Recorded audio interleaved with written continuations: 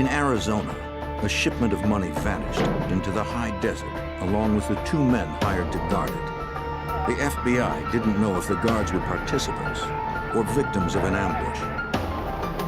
Answers lay somewhere in Arizona's vast Northwest territory.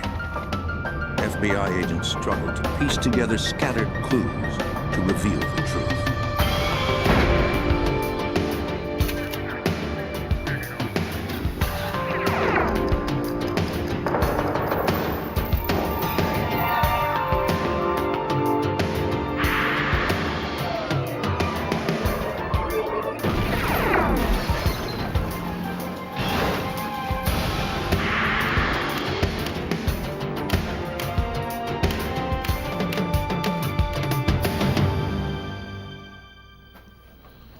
In Arizona, an armored van loaded with cash failed to reach its destination. Authorities suspected an inside job. When the vehicle was recovered, with the drivers and the cash missing, those suspicions grew even more. I'm Jim Kallstrom, former head of the FBI's New York office. This well-planned crime required extraordinary efforts to solve. The FBI knew that the smallest detail could make or break the case.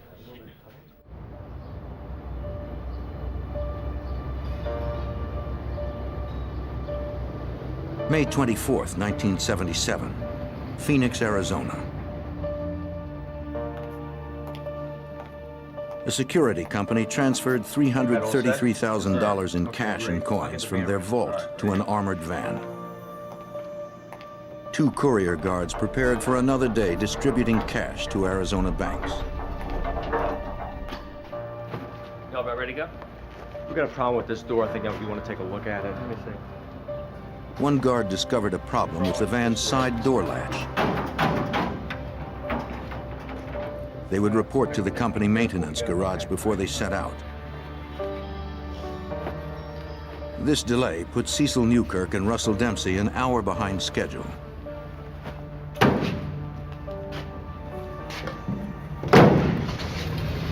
The day's route included stops from Phoenix, 150 miles north to Flagstaff.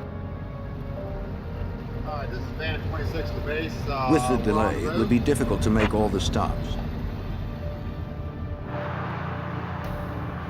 Banks waited on the deliveries to provide cash to their customers.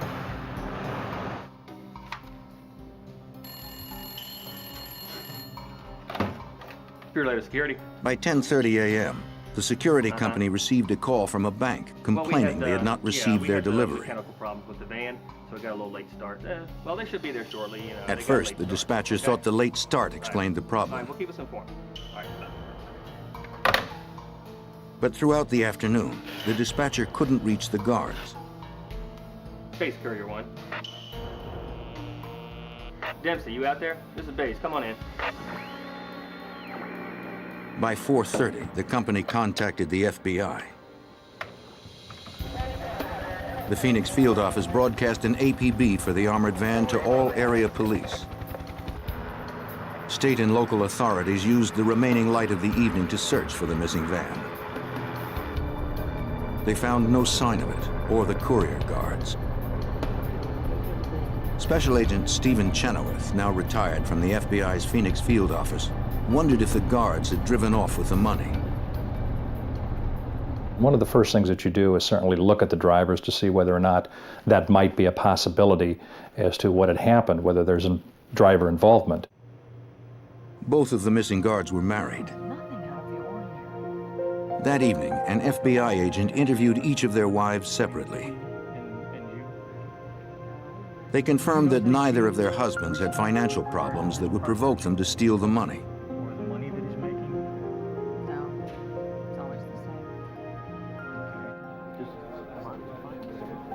Company officials agreed. Both guards had given 20 years of faithful service. The missing van's route covered a vast area of the state. Authorities had nearly 1,000 square miles to search, and most of that terrain was remote desert.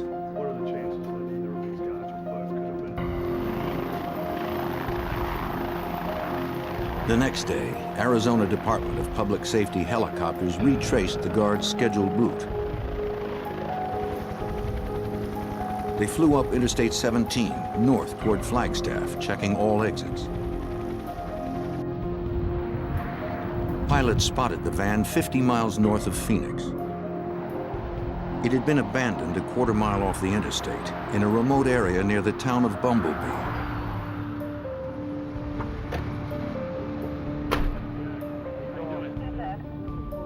Arizona public safety officers and local deputies cordoned off the area before the FBI arrived. Agents approached the van cautiously. They did not want to disturb the footprints tracked around the vehicle. The armored van's doors were locked. From the outside, there was little to indicate what had occurred. There didn't appear to be a struggle on the inside, but we had to actually get inside the vehicle before we could really conduct a thorough investigation or examination of the van. And it wasn't until later on that morning that they had brought a spare set of keys out and we effected entry into the van.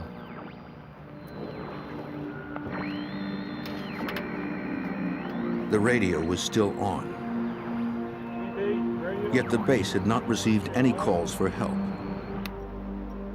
The van's siren had not been tripped. A shotgun kept in the van for defense had not been fired, and its safety was still engaged. The guards had not used any of their resources to signal that there had been a robbery. In the back, agents found bags containing several $1,000s in coins, but $293,000 in paper currency was missing. Blood spatter on the carpet and money bags indicated someone had been injured, but agents didn't know who. Your biggest fear at the time, of course, is for the safety of the guards. Money can always be replaced. Your life cannot. And so we were certainly concerned about the guards' fate. Amongst the footprints in the dust, investigators noted a separate set of tire tracks behind the van. Evidence technicians captured the tire prints with photos and plaster casts. Agents concluded that it was unlikely the guards had been overpowered by a single perpetrator. The location of the van, the condition of the van, and everything that we found at the scene just told us that this was a crime that had been well planned and probably had been committed by more than one person. Bear. Deputy Dale Lent from nearby Mojave County was brought in to assist the investigation. A narcotics officer trained in ground print identification, Lent could reconstruct crimes from foot and vehicle prints. He was one of only 2 trackers qualified to testify in Arizona court. The first concern was to check the area to see if the guards had been taken somewhere away from the van and something had happened to them. So the first thing I did was do a 360 around the scene, which included checking the road further up. The guards were nowhere to be found. But on a hill near where the van was abandoned, Lent discovered more tire tracks and footprints. From this position, there was an unobstructed view of the interstate that the guards traveled. Back near the van itself, the deputy found 2 separate sets of large footprints. Based on his observations, Lent concluded that at least one other vehicle and 2 perpetrators had been involved. The vehicle had come down, backed up near the van, picked up something up, whether it be the 2 guards or whether it be the money. Hard to tell, but I'd say it was the money because it was a trail. It wasn't just one. It was a well beat out path. Examining the strata of tread prints, Lent deduced that one vehicle had followed the van from the interstate to where it was abandoned. Deeper tracks leading back into the interstate showed that the vehicle had left much heavier than when it came. Investigators believed that, dead or alive, the guards had been taken by the assailants. The FBI turned to the media for help. We did what we could to keep this on the front page of the news, and we did what we could to make sure that people were aware that we were looking for these guards. The media reports generated calls from witnesses. Several motorists claimed to have seen the van stopped on the northbound side of Interstate 17 on the morning of May 24th. They had already been pulled over. One saw an Arizona Department of Public Safety officer walking towards the van. Other witnesses had similar stories, but details differed. The make and color of the officer's car varied. In some accounts, he was parked in front of the van. Other times, he was stopped behind. Agents contacted the Arizona Department of Public Safety. No officers had reported stopping an armored van on I-17 that morning. Well, at that point, I was fairly convinced that something amiss had probably happened to the guards, that somehow, someplace, they had been stopped, and they had let their guard down, and that they'd been taken captive. And being that we didn't find the guards in the immediate vicinity, it soon became evident that the guards probably were taken against their will.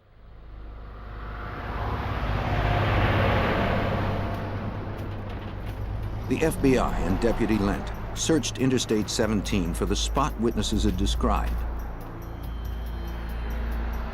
The tracker found the place where he believed the van had been stopped. The marks were fresh within the time frame, 24 to 48 hours. You could see where the door was, where somebody got out, where there were scuff marks there on the ground. It looked like, where there'd been movement. Digs and gouges in the dirt indicated that there had been a struggle near the rear of the van. A second vehicle's tire tracks at the interstate matched those in the remote area where the van had been abandoned. Curiously, the same tracks were found further up the road, just in front of where the van had been pulled over. Several motorists even underwent hypnosis to provide details to a sketch artist of what they remembered. Some recalled that the officer at the scene wore a hat. Others claimed the officer had no hat. But none of the sketches produced any leads. The FBI had reached a dead end. Then, on the morning of June 16, 1977, 300 miles northwest of where the van had been abandoned, two men made a gruesome discovery while fishing at Lake Mead. The men discovered a body floating in Debbie's Cove.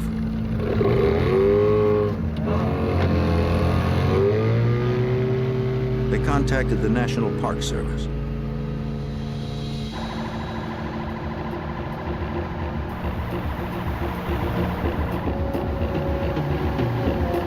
Investigators sped to the cove where the body had been spotted.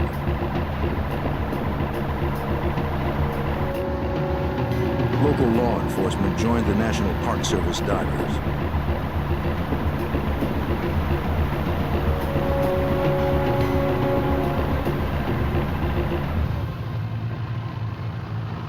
They pulled close to the corpse. The body was fully clothed. Its head and torso were covered with a canvas bag. An officer retrieved a wallet from the back pocket.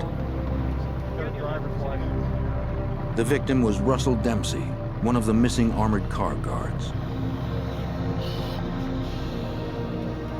The divers searched the area but couldn't find the second guard's body. Not far below the surface, they discovered two sticks of wood connected by a rope. What do you got? Okay, bring it on over to the boat here.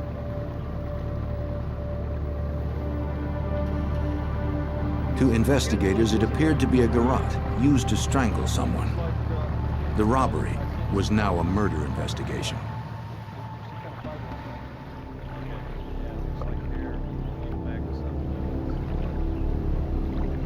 Investigators still had nothing that could lead them to any suspects. They only knew that an Arizona public safety officer, or someone masquerading as one, might be involved. On the morning of June 16, 1977, National Park Service divers in Arizona retrieved a dead body from Lake Mead. It was one of two armored car guards that had disappeared on May 24th, along with $293,000. The whereabouts of the second guard and the money remained unknown.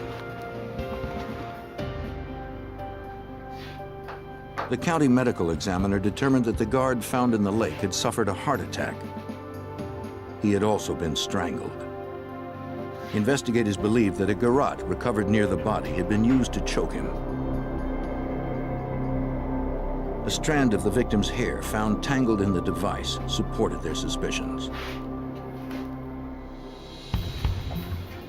FBI agents traveled to Lake Mead to question people who were familiar with the resort area. Whoever had dumped the body had likely used a boat to get to the deeper water.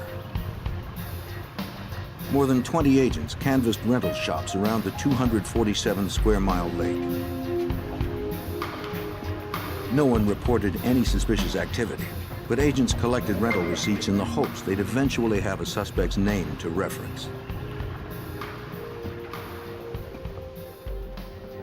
Special Agent Laird Heistand, now retired from the FBI's Kingman Resident Agency, joined the case. He would search for names on receipts any place a traveler might have visited in the area. We didn't have any good leads on who had committed this crime. And our assistant agent in charge in the Phoenix office decided to have FBI agents check every service station from the area where the armored car was located all the way up to Lake Mead where the body had been transported. That was a distance of more than 300 miles. Considering all the different routes to the lake, the agents had hundreds of service stations to check. The agent started his inquiries at the station owned by an acquaintance named Stan. I asked Stan if he had heard anything about the robbery, and he said to me, "I've been waiting for somebody to come to talk to me." And then he related to me that the day after the robbery that he had to take his tow truck up to Lake Mead and pull a truck out of the lake that had backed out into the lake.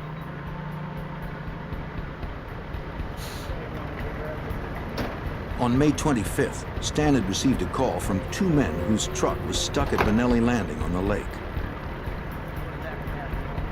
The men explained they had gotten drunk while fishing and backed their truck too close to the water.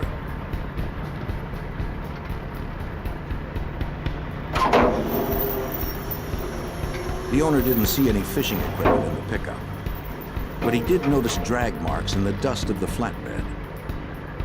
It appeared that something heavy had been hauled out of the back. All right. Stan brought the two men to his service station.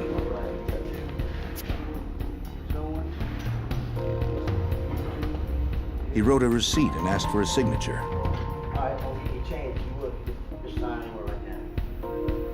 The customers hesitated before one agreed to sign.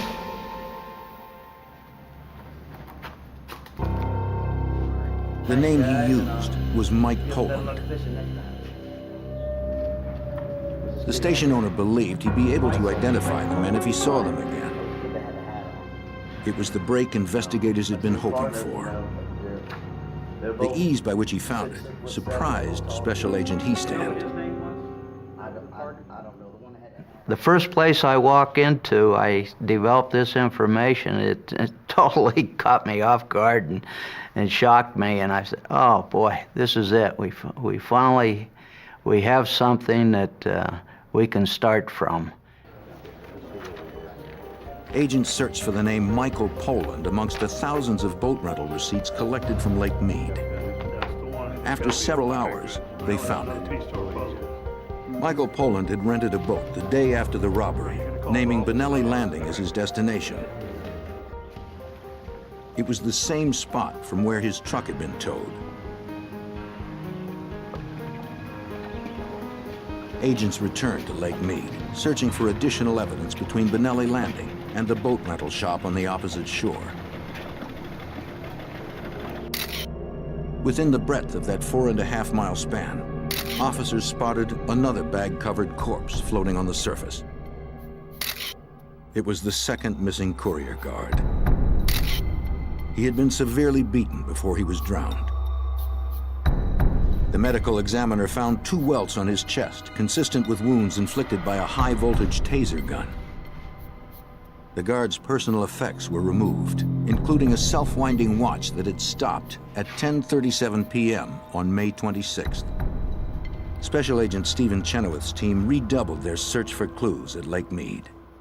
Based upon where their bodies were found and the currents and the length of time that we felt that they had been in the water itself, we were able to track back where we thought they may have been put in at Lake Mead. That area was just 100 yards from Debbie's Cove, where the body of the first guard had surfaced. Divers focused on a ledge 12 feet down that bordered an 800-foot trench.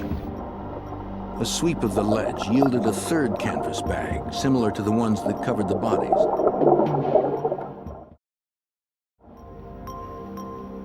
The bag was sent to the FBI lab for processing. Inside the bag, agents recovered an Arizona license plate that resembled those used on Arizona public safety cruisers. 2 revolvers were also found, but no prints could be lifted from the corroded weapons. Rocks that matched those from Banerjee Landing had held the bag at the bottom.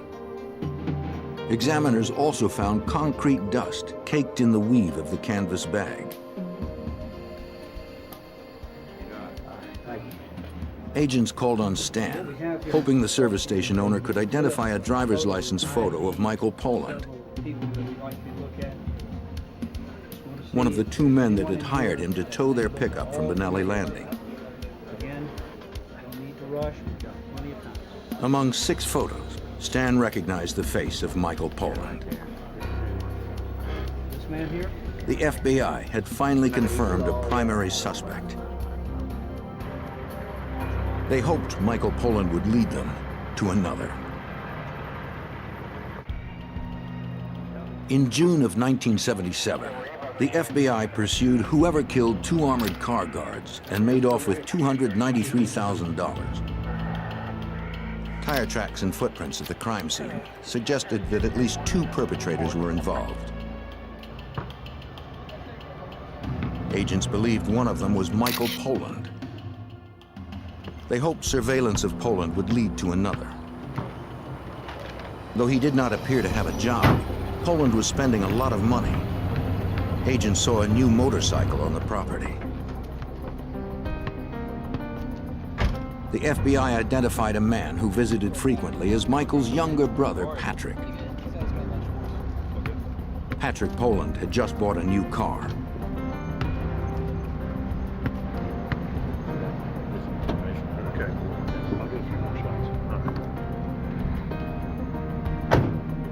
When the brothers were inside, an agent approached Michael's teenage son and complimented the new motorcycle. The boy responded that his father had recently bought 2 of them, and a lot more.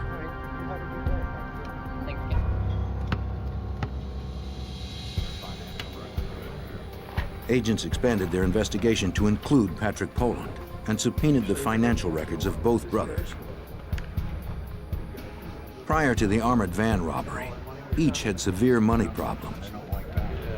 Shortly after, their debts had been paid and both had purchased new vehicles. Special Agent Stephen Chenoweth compared their income to their recent spending habits. We tried to document as much as we could as to how much money they were spending and to what kind of means of support that they had. And the 2 just didn't seem to mesh very well. And when that happens, and then you know that folks have got access to a fairly large amount of money with no real means of support, that's a pretty good clue to us. Agents interviewed the brothers' father and photographed his pickup truck. Mr. Poland admitted that his sons had borrowed the truck on the day of the robbery. The father had mixed concrete in the flatbed several weeks before the robbery. Agents took a sample of the dust for processing.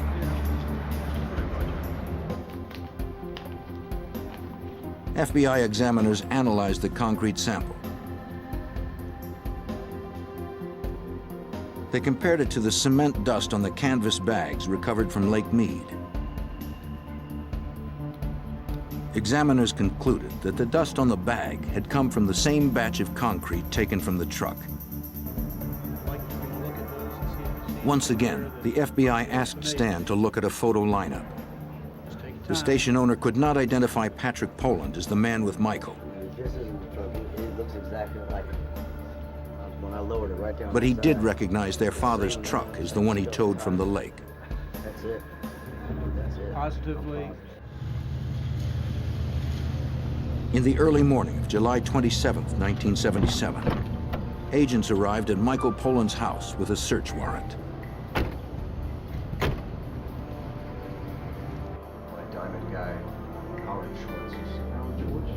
Poland claimed to be a self-employed jewelry salesman. He said that on the day of the heist, he was in Las Vegas buying gems. There 3 days. What are you doing on the way back?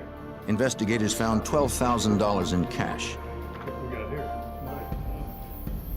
That's a lot of money. He claimed it was used for their jewelry business.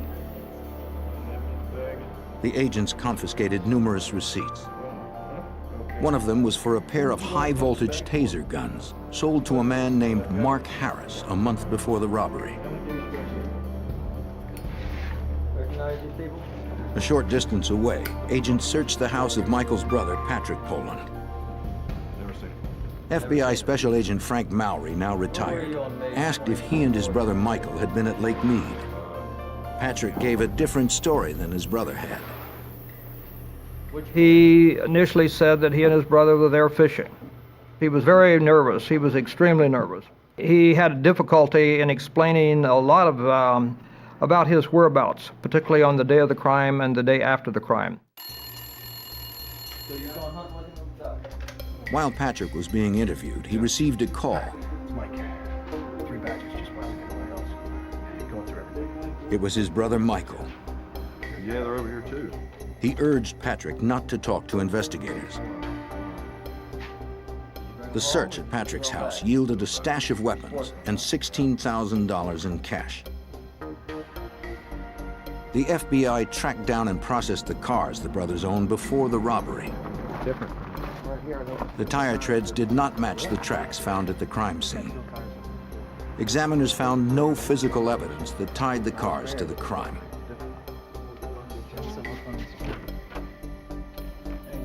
Agents visited the gun store where the tasers had been sold to Mark Harris prior to the robbery.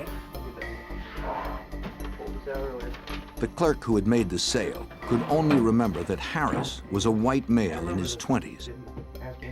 Since the receipt was found in Michael Poland's home, they theorized it was probably his alias. One of the things the FBI does is try to eliminate all other good logical suspects, and we did this in that case. The name Mark Harris, a rather common name, we had to eliminate that name as being anybody other than the alias of Mike Poland.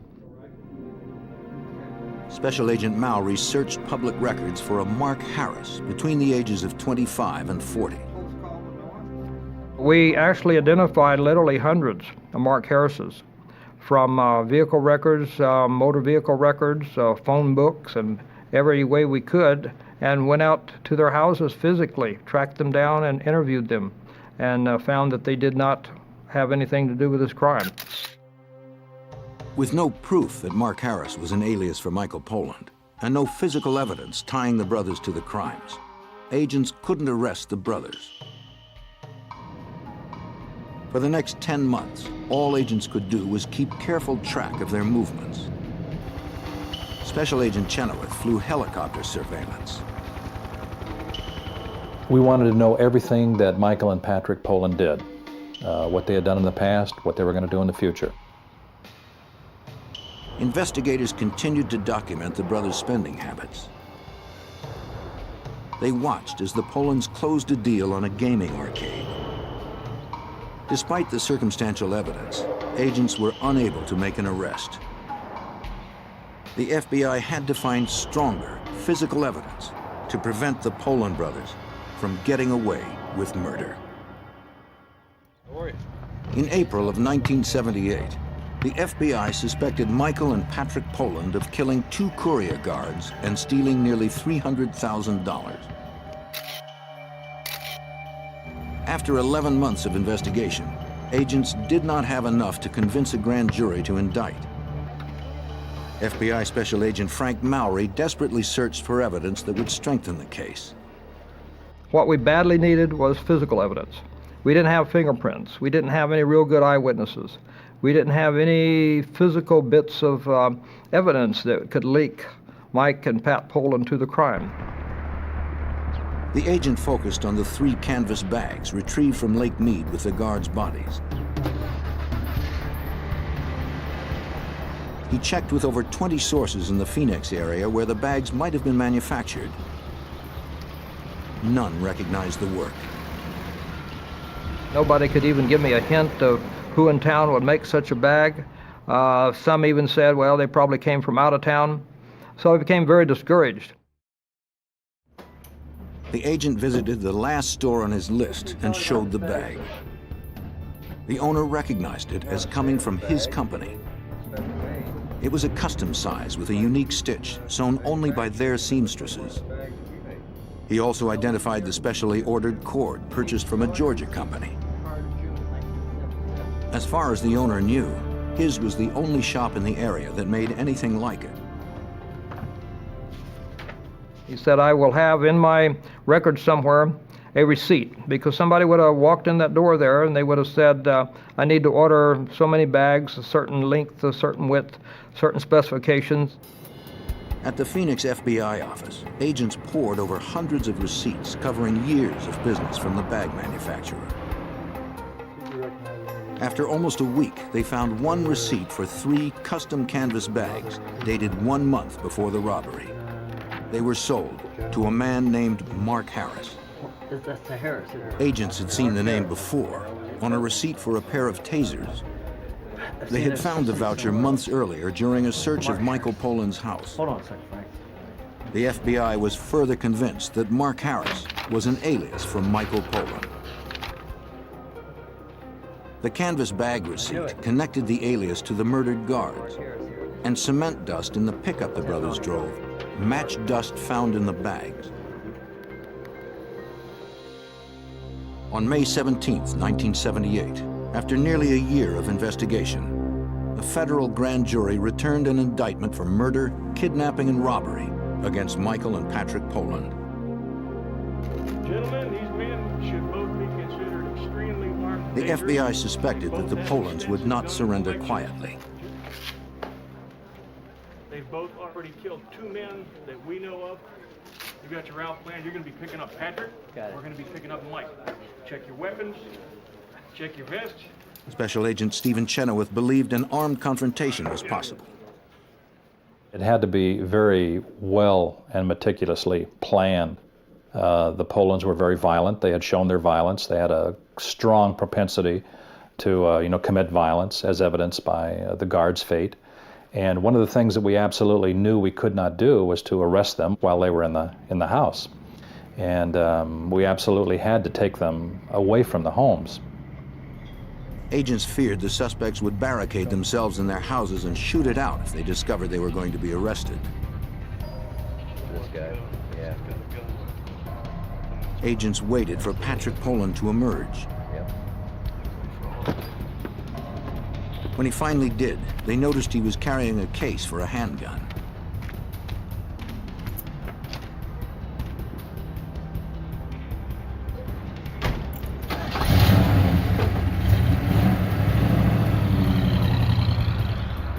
They tailed him for a safe place to make the arrest. The second arrest team waited for Michael Poland to come out of a real estate office. Once outside, there would be less risk to bystanders if shooting erupted. The first arrest team caught up with Patrick outside the game arcade. The agents intercepted him before he entered the building. Back up. Back up. Put your hands up. We identified ourselves. Of course, he knew me already from previous contacts, and I told him the time had come and we had warrants for their arrest, and he gave up without any problem. He was armed. He had a .44 Magnum weapon on him and another couple of weapons in his car, but he made no effort to use them. Agents radioed the other team that Patrick had been picked up.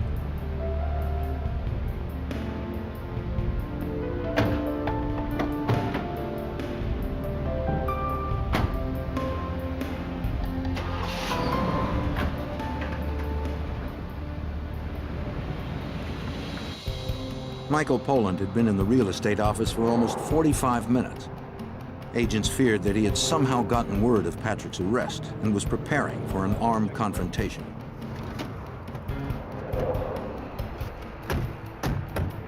They decided to risk entering the building.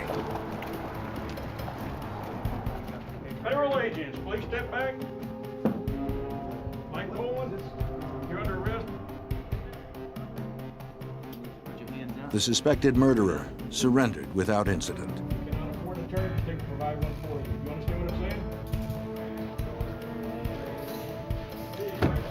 Michael Poland refused to answer questions. He insisted his brother do the same. No fingerprints tied either brother to the murdered guards or the abducted van. Michael remained confident that the FBI case was weak.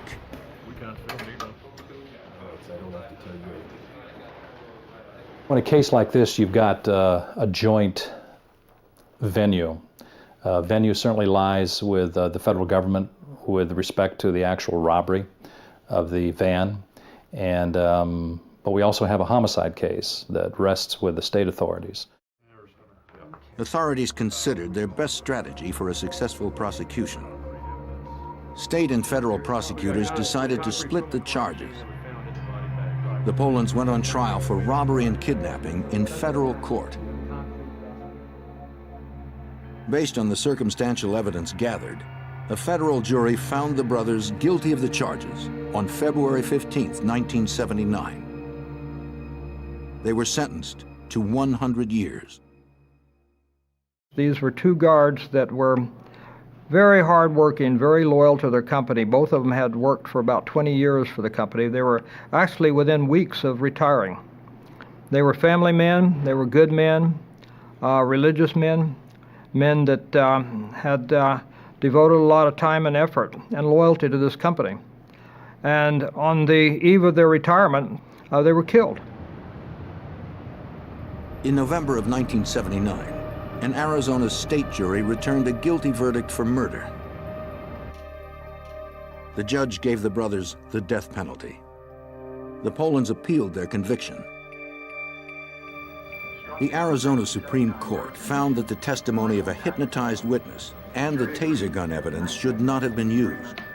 They also found that the jury had inappropriately discussed the federal trial. The Poland brothers' state murder convictions were overturned.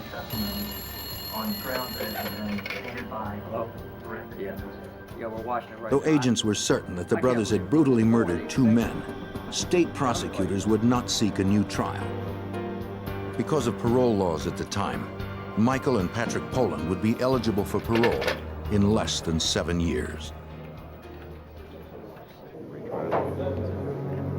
In 1982, an Arizona prosecutor declined to retry Michael and Patrick Poland for murder. We chose not to because it was the exclusion of the eyewitness testimony. He cited the cost, as well as the difficulty of proving the case with the evidence that had been excluded by the Arizona Supreme Court.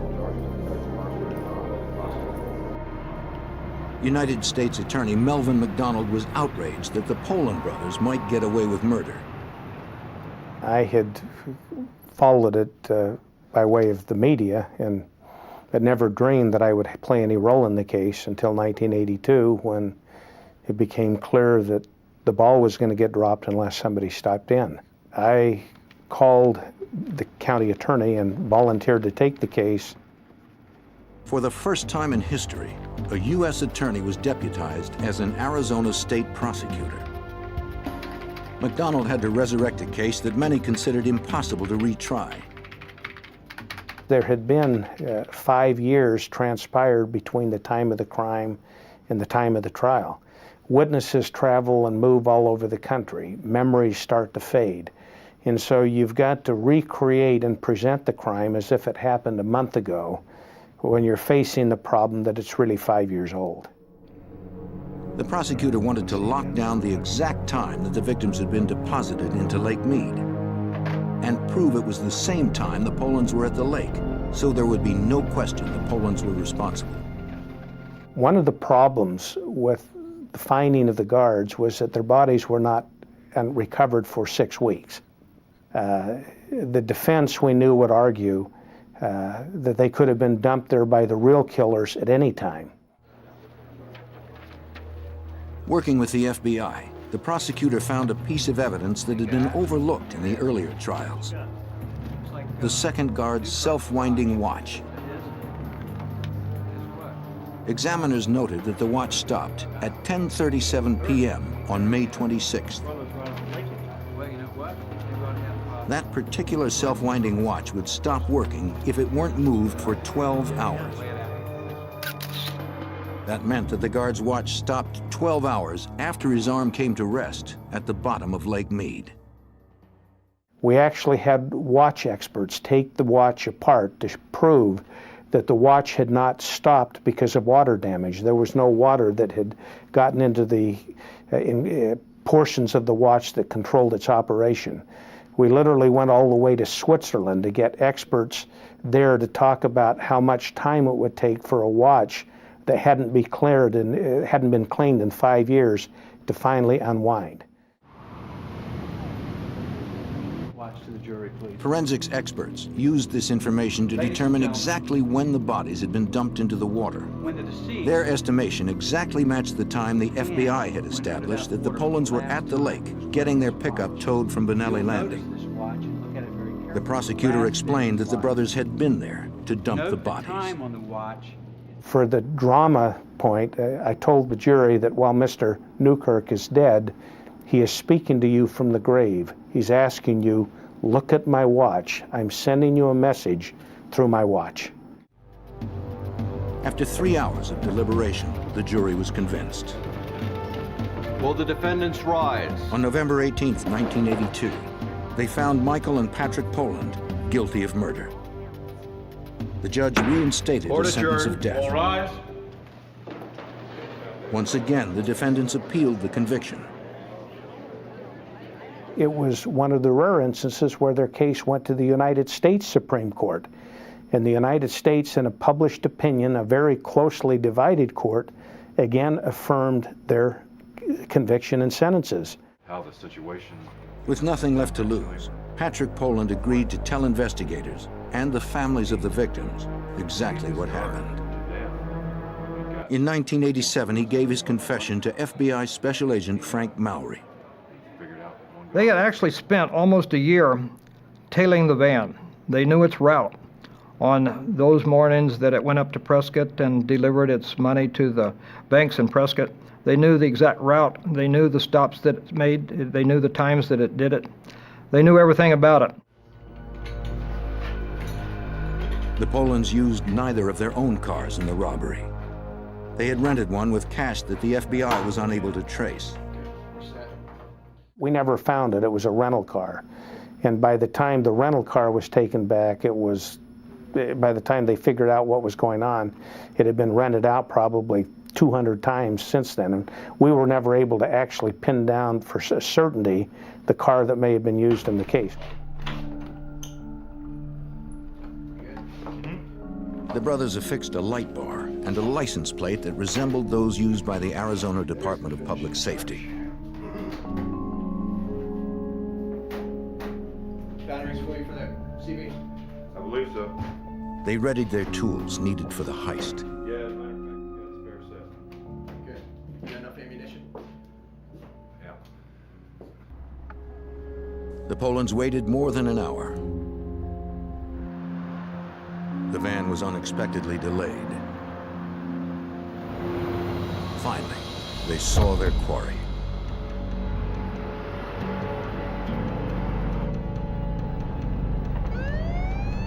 Patrick drove the disguised car while Michael hid under the dash.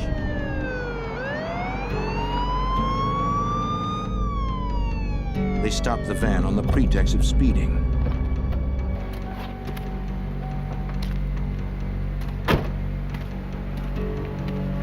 Company policy insisted that the guards never open the van doors to anyone, even if stopped by the police.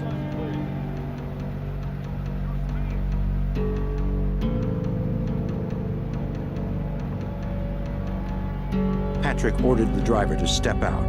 When he failed to follow procedure, the driver and his partner were defenseless.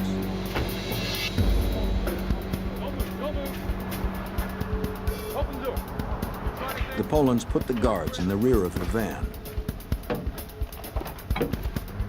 Michael was to drive the van while Patrick drove the car. But when Patrick took off, the van didn't follow. This explained the tracks found in front of where the van was stopped.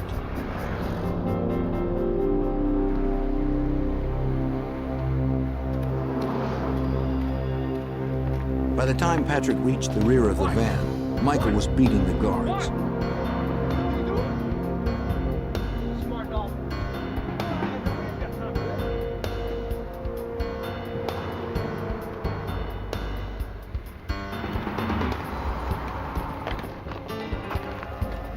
They stunned the guards with high-voltage tasers.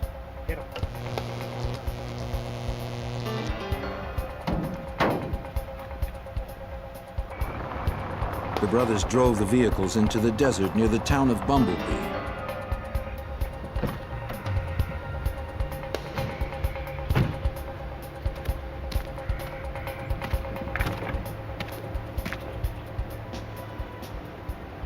Pat.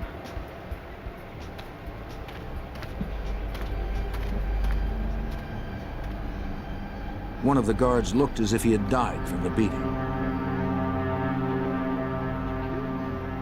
Michael decided that the other would have to die as well. He had a makeshift garrote in his pocket, a cord tied to 2 pieces of wood. And the one thing we found out about it, of course, is that Mike was obviously the planner, the instigator, and the enforcer, and everything related to the crime, and that he was the one who physically murdered the 2 guards. Pat, of course, helped him at Mike's insistence, but it was Mike who put the rope around their neck and choked them. Went around in the back. Patrick claimed that Michael had buried most of the money in the desert. Just had to stop. At least one of the Polans' relatives knew where that was. Because she cooperated, the authorities didn't prosecute her for her involvement. The money had rotted from the elements in the intervening years. Patrick's confession gave closure to the case. We knew most of it. We felt better, of course, when the person actually admits it, because there's always some room for doubt until you get it from the heart and from the mouth of the perpetrator. The courts turned down all appeals for the Polans. The state of Arizona finally administered a lethal injection to Michael Poland on June 16, 1999. After all calls for clemency were denied, Patrick Poland was executed 9 months later on March 15, 2000. Unlike his older brother, Patrick used his final moments to express regret for the pain and suffering he had caused.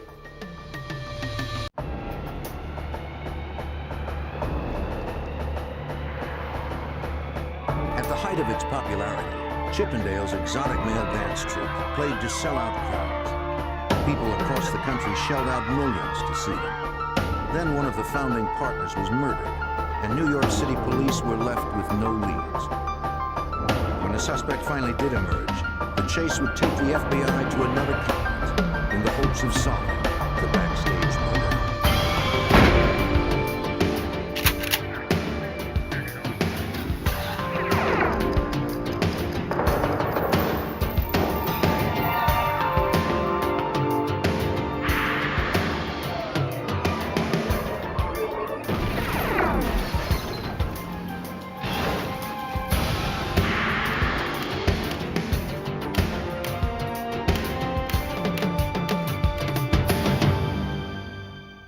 In the 1980s, two partners created a nightclub that would bring them wealth and international fame.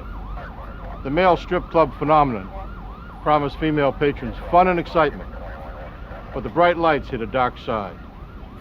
I'm Jim Kallstrom, former head of the FBI's New York office. The FBI would launch a sting operation spanning 2 continents to bring down a man who killed for profit.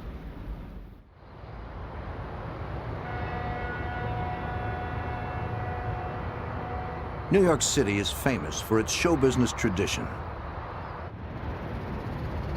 Within a 4-block radius of Times Square, hundreds of offices are rented by producers looking for their next hit.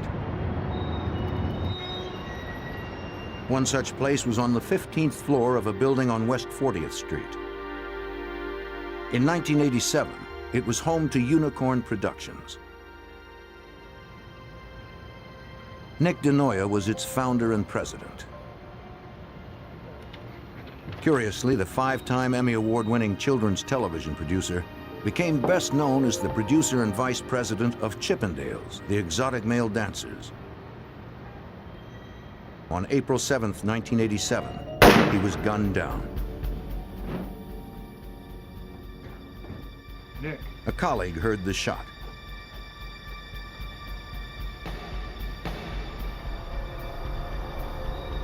He found Denoya dead on the floor and called 911.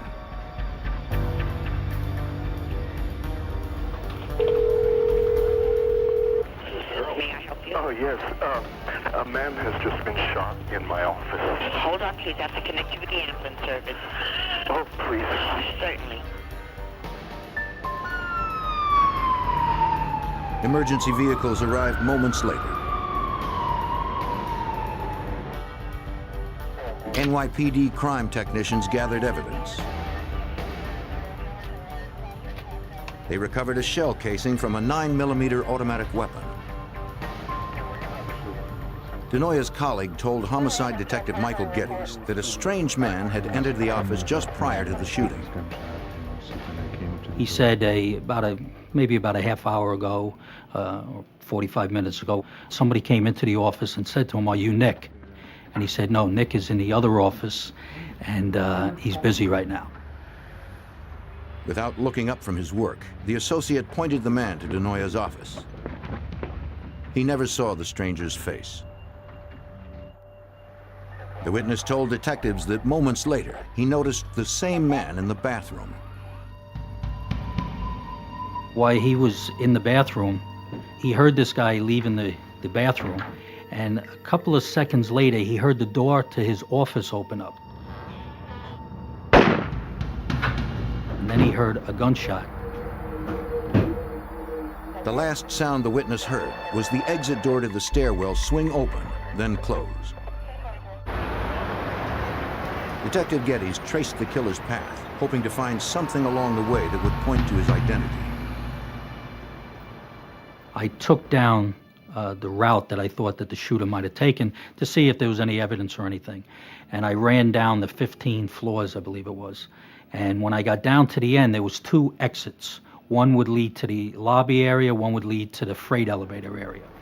So I exited out of the freight elevator area, then came back in and exited out of the lobby area just to get a feel for the scene. On the ground floor, detectives investigated the freight area. They dusted for prints, but were unable to lift any that were usable. The freight elevator operator had seen a man run through the door and out to the street. He recalled that the suspect wore jeans and had dark hair.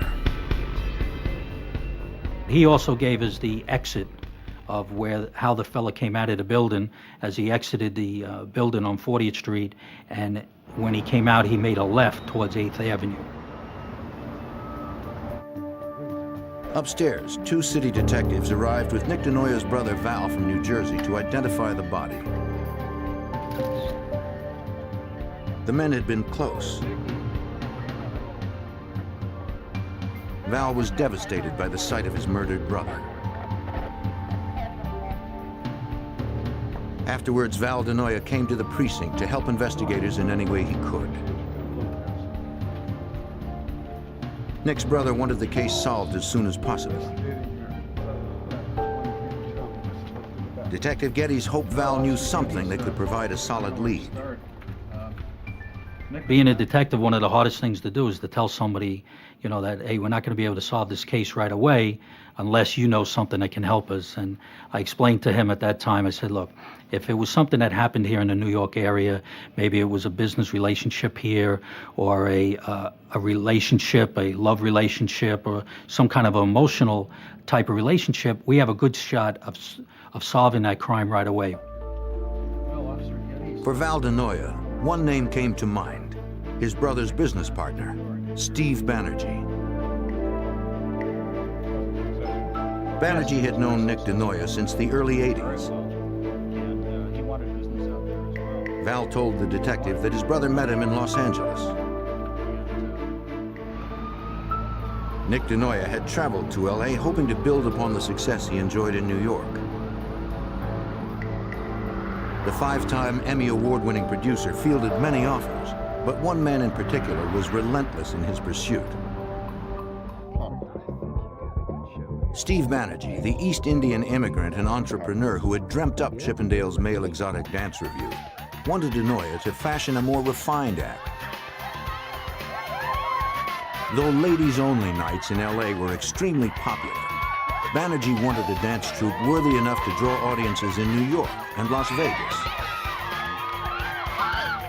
He believed that Nick Denoya was the man who could make that dream come true. Val Denoya said that his brother was reluctant at first, feeling the act was too sleazy. When Banerjee promised him all touring rights and 50% of its proceeds, Denoya accepted the offer. Nick polished the routine and booked the troupe at Club Magique in New York. The newly styled Chippendales dancers became an instant hit. But shortly after his success, Val told the detective that Nick's relationship with Banerjee had soured. Banerjee demanded a larger percentage of the touring profits, but Nick refused to give in. They were always constantly arguing, and they were arguing about different ends of the business, and, you know, it's just like regular business partners, you know, but they were having trouble. And Denoya was starting to take his troupe out, and he was going to form a new business. He was doing very well. In the weeks prior to his death, Nick was negotiating touring deals for a troupe he designed to compete directly with Chippendales. Stealing market share from Chippendales could cost Banerjee millions. Val offered the detectives his brother's financial records. NYPD set up surveillance at Nick Denoya's funeral since detectives suspected he'd been murdered by someone he knew. Nick's brother would help identify as many mourners as possible. Nick's partner, Steve Banerjee, was among those who paid their respects. The following day, investigators phoned Banerjee in California to inquire about his relationship with his late partner. For Detective Geddes, the interview had a subtler agenda than fact-finding. We were trying to get what we call a negative interview, you know, where if he says, no, I had nothing to do with it, we were great friends, and things like that, just to try to disprove things that were starting to be said, so if later on it was involved with him, we could just tie it all together. You know, it's, like I said to you, it's Banerjee never contradicted what police already knew. You know, he acknowledged that he and Denoya did not get along, and admitted that he was upset that his partner had formed a new dance troupe. Someone who could verify that for you. any help that I can do, officer. Banerjee added that on April 7th, the day of the murder, he had been in Los Angeles the entire day. Yeah, you know. That did not rule out the possibility that a hitman had been hired. Thank you very much. But detectives had nothing to prove it. The Denoya family offered a substantial reward for anyone who came forward with information. Police received several calls, but none panned out. We always felt this fellow, Steve Banerjee, had something to do with it, but nobody could really give us any concrete evidence or even steer us in the direction of where we could tie anybody into what happened. Lacking any other leads, the freight elevator operator from Denoya's building provided his description of the man he saw run from the stairwell. Though he had seen him only briefly, police hoped it would be enough to prompt someone else's memory. Pretty much. Police canvassed the lobby of Denoya's office building well into the evening. They asked everyone who worked there if they recognized the sketch. None did. The killer had apparently vanished in the middle of a workday amongst millions of New York City commuters. Well, basically the investigation just, it kind of hit a brick wall. And we really weren't going anywhere with it. We had a sketch that was out there. There was a reward that was out there. There was we even put it on television, trying to get some assistance, figuring if the person that did this was from another state, that somebody would give us the information. But we constantly hit that brick wall, and it wasn't going anywhere. No new leads surfaced. To New York City police, it looked as if the killer had gotten away with murder.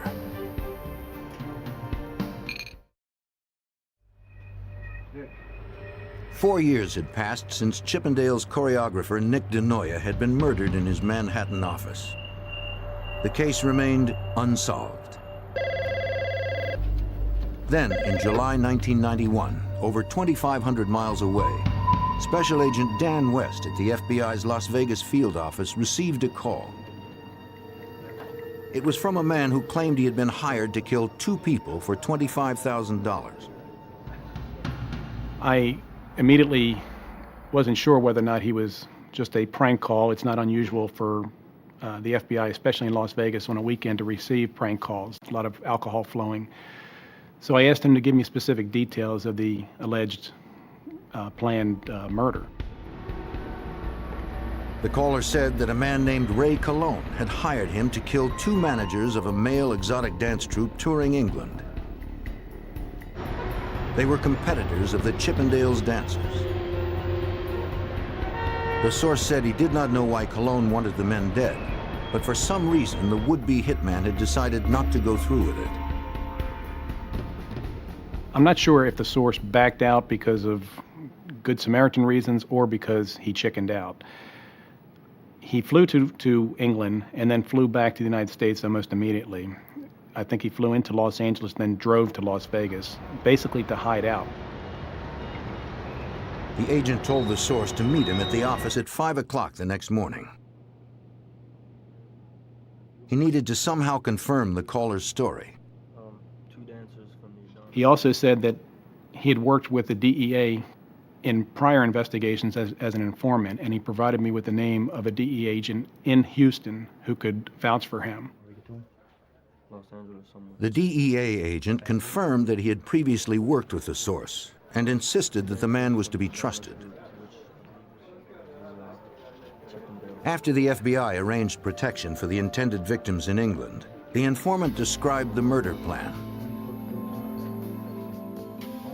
Preparations were made a few days earlier at the Los Angeles home of his former landlord, Ray Cologne, the man who had hired him. Cologne led the would-be hitmen to his garage, where they met Cologne's brother-in-law, who had recently returned from scouting the victims in England. Look, man, we want this... He told the informant that he could find his targets in the town of Blackpool on July 20th, when the exotic dancers were scheduled to perform there. Because of England's strict gun laws, smuggling a gun in was out of the question. Instead, Cologne instructed the hitman to kill his victims by fatal injection. He mixed a dose of cyanide powder into a small vial.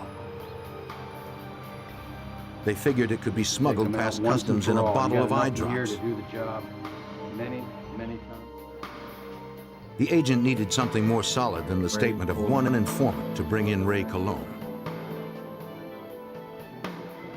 He consented to get Cologne on tape. The reformed hitman would call Cologne and pretend that he was still in England. What we were trying to get from the telephone conversations was strong evidence that Cologne was a part of the plan to kill the two intended victims, if not the organizer of the plan. We had the information from the source, but we had to verify that through the tape conversations.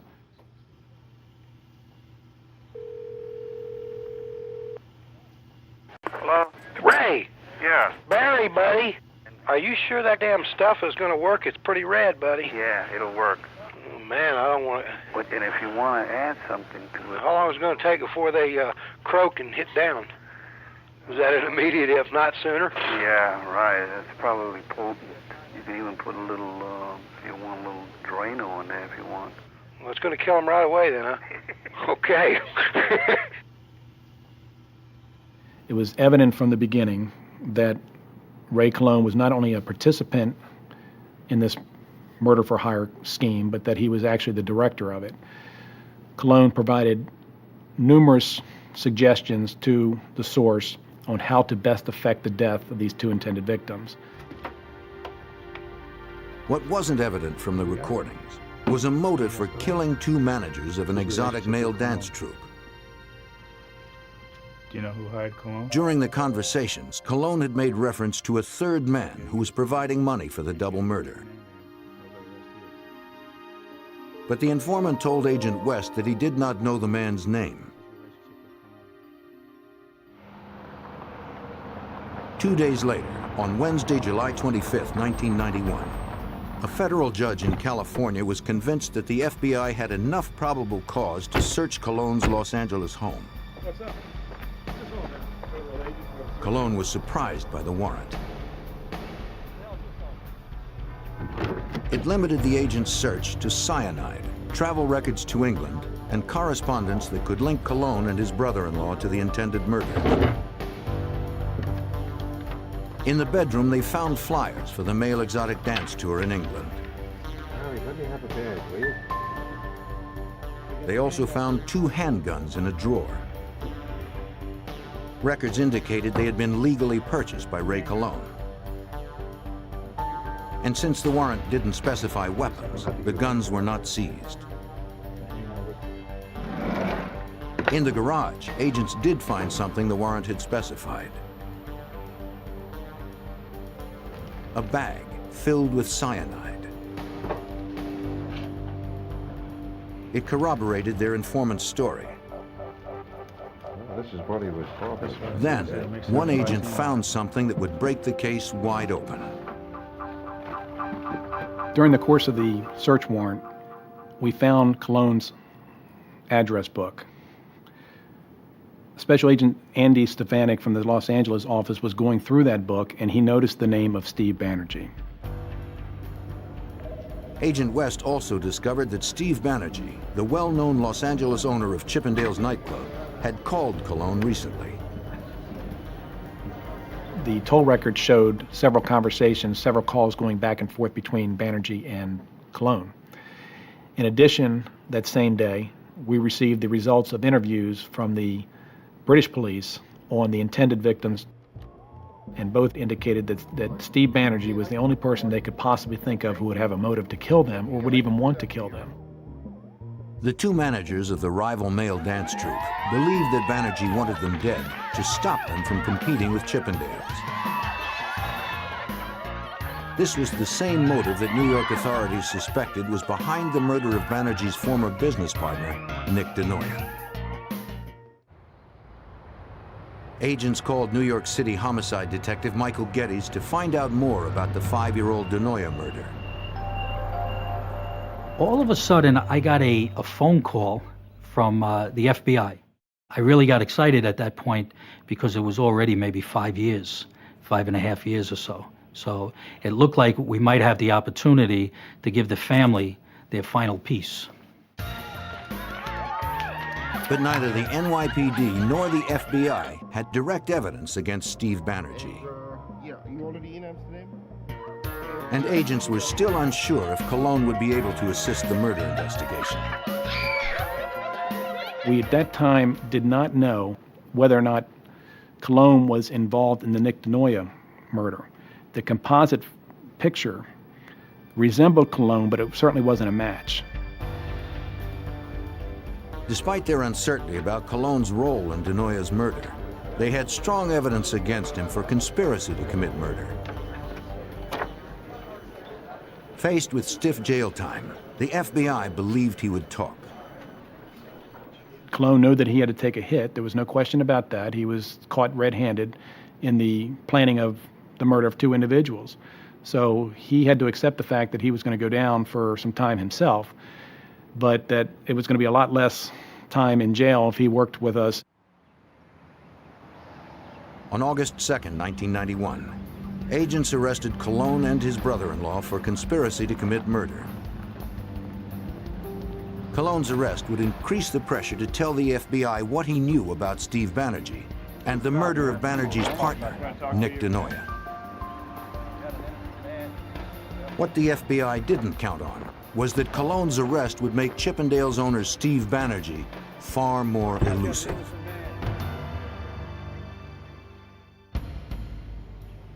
In August 1991, the FBI arrested Ray Cologne and his brother-in-law in Los Angeles for conspiracy to commit murder. Their 2 targets, who escaped unharmed, were managers of a male exotic dance troupe touring England. Agents believed that a 3rd man, Steve Banerjee, creator of Chippendales, had hired them to kill the men. Watch your head. Special Agent Dan West needed more than a hunch to arrest Banerjee. He hoped that Ray Cologne would provide something more solid. He knew that that his best chances of getting the best deal were to cooperate with the FBI. He had indicated to us that we only had a small fraction of the story. He took a sheet of paper, he said, right now you have this, and I can give you the whole page. As agents had suspected, Cologne admitted that Steve Banerjee was the man who had hired him to carry out the murders. He also told agents that the wealthy Chippendales club owner had ordered the murder of his partner, Nick Denoya, in New York 5 years before. For consideration of a lighter sentence, Cologne signed a proffer agreeing to help the FBI gather enough evidence to arrest Banerjee. Special Agent Scott Garriola from the FBI's Los Angeles field office learned that Cologne's association with Banerjee had begun by chance over a decade earlier. Cologne had lived and managed an apartment building on the same street where Chippendales Los Angeles Club was. And by being so close in proximity, he would frequent the bar and over the course of time became close friends with Banerjee. Cologne explained that his friend Steve Banerjee had immigrated to the U.S. from India in the early 70s. In 1973, the future millionaire opened a gas station north of the Los Angeles airport. He used the profits to purchase a failing West Los Angeles bar, and by 1976 had turned it into the nightclub that became famous as Chippendales. By then, Cologne had parlayed his friendship with Banerjee into employment. The out-of-work musician was happy to perform any job that Banerjee needed done. Right off the street. One service Cologne provided was arson. Banerjee wanted his competitors eliminated. Cologne confided that Banerjee directed him to burn down nearby competition. A disco in Santa Monica was the first target in 1979. 5 years later, Cologne torched another club. Neither arson attempt had been successful and the clubs remained open. Banerjee didn't limit his targets to buildings.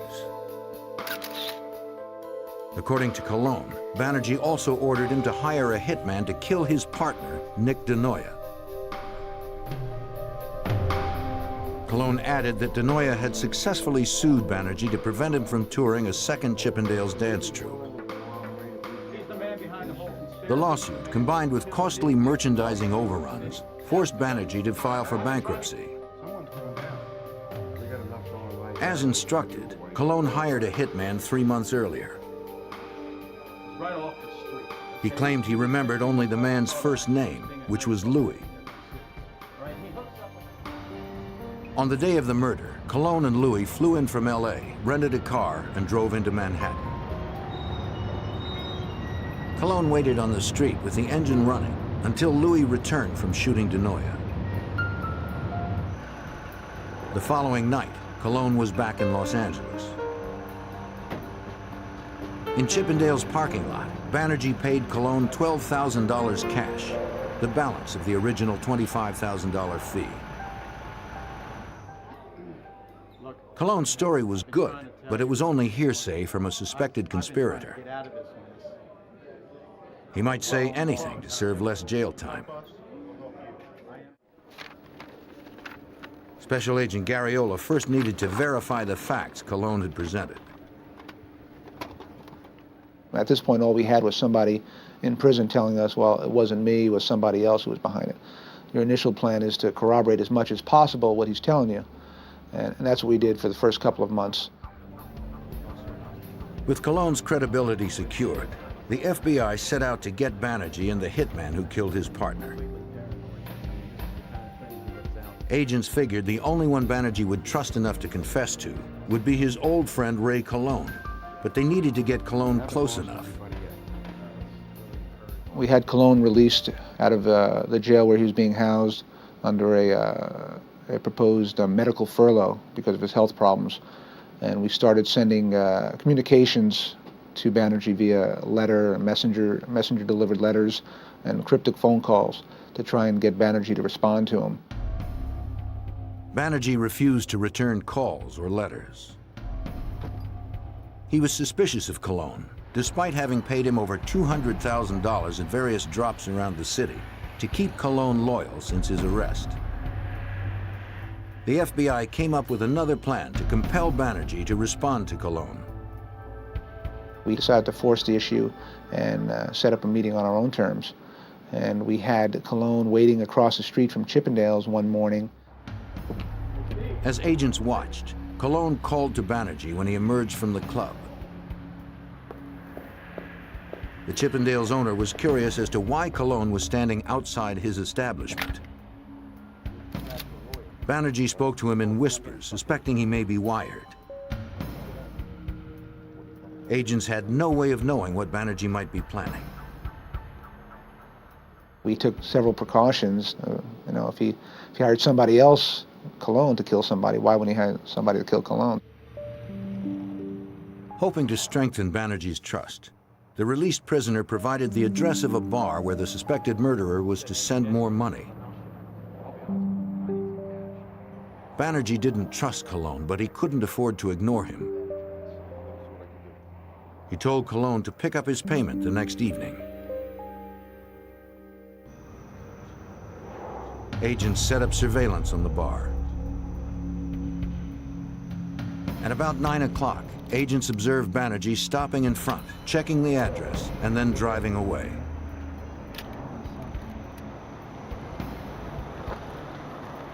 A short time later, a messenger delivered a package.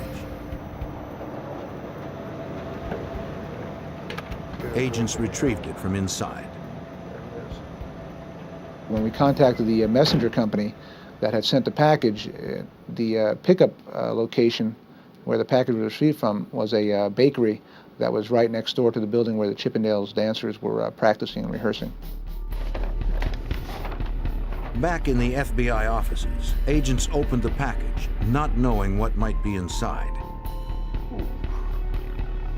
It contained $14,000. I guess we got them both. The payoff meant that Banerjee would continue to keep Ray Colon close to him. But agents didn't know if Banerjee would talk, or if the hitman, known only as Louis, would ever be found.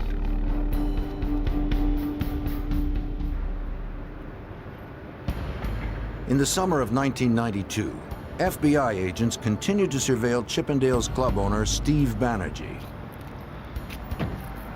He was suspected of ordering the murder of his partner more than 5 years earlier. Ray Colon, hired by Banerjee to arrange the murder, had been arrested and was cooperating with agents to capture the wealthy club owner. Wearing a wire, Colon met the East Indian entrepreneur at a hotel in Santa Monica, hoping to get his confession on tape. Special Agent Scott Garriola and his team were stationed nearby. Banerjee immediately motioned for Colon to join him in the men's room. When the two of them went into the men's room, and Banerjee told him to be quiet, not to say a word, he searched Colon about 3 times looking for the wire. Agents worried about what the suspected murderer might do to Colon if he found the wire. Colon's life depended on the FBI's skills at concealment. All right? Okay. Banerjee never found the wire, but it was clear that he did not completely trust his longtime friend Ray Colon. Out in the lobby, Banerjee insisted they communicate through notes instead of speaking. Agents recorded only scribbles and whispers. Banerjee wanted to know how much Colon had told the FBI and what they knew about, quote, the deed. Colon knew the deed referred to the murder of Banerjee's partner. The former musician denied that he had said anything to federal agents. Once again, we were unsuccessful in getting an audible recording due to the fact that Banerjee basically whispered throughout the whole thing and wrote notes, and when Colon would raise his voice and try and talk, Banerjee would shush him basically by putting his finger to his mouth and saying, no, we can't talk. Banerjee gathered the notes and returned to the restroom, this time alone. Despite his doubts about Colon's loyalty, Banerjee handed him another payment, this time in plain view of agents. The package held $30,000, more than twice as much as the first. Unfortunately for investigators, there was nothing illegal about giving Colon cash. On its face, it's basically a loan for attorney's fees for Colon.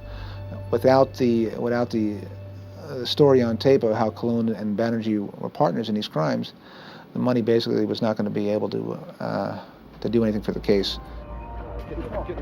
After Banerjee's Mercedes was out of sight, agents hoped to retrieve at least a portion of the notes from the meeting.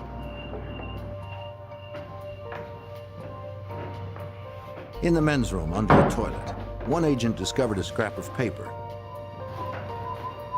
It seemed that Banerjee had flushed the rest. Though it held only a small pen mark, it would help corroborate Colon's story when it came time to testify at trial. Colon did not remember the full name of the hitman he had hired in 1987, but he did recall that his first name was Louis, and he lived somewhere in East Los Angeles. Colon didn't have a last name for him, didn't have an address. We had took him out a couple of times, had him drive us around the area, and he pointed out a house that he thought Louis had lived in.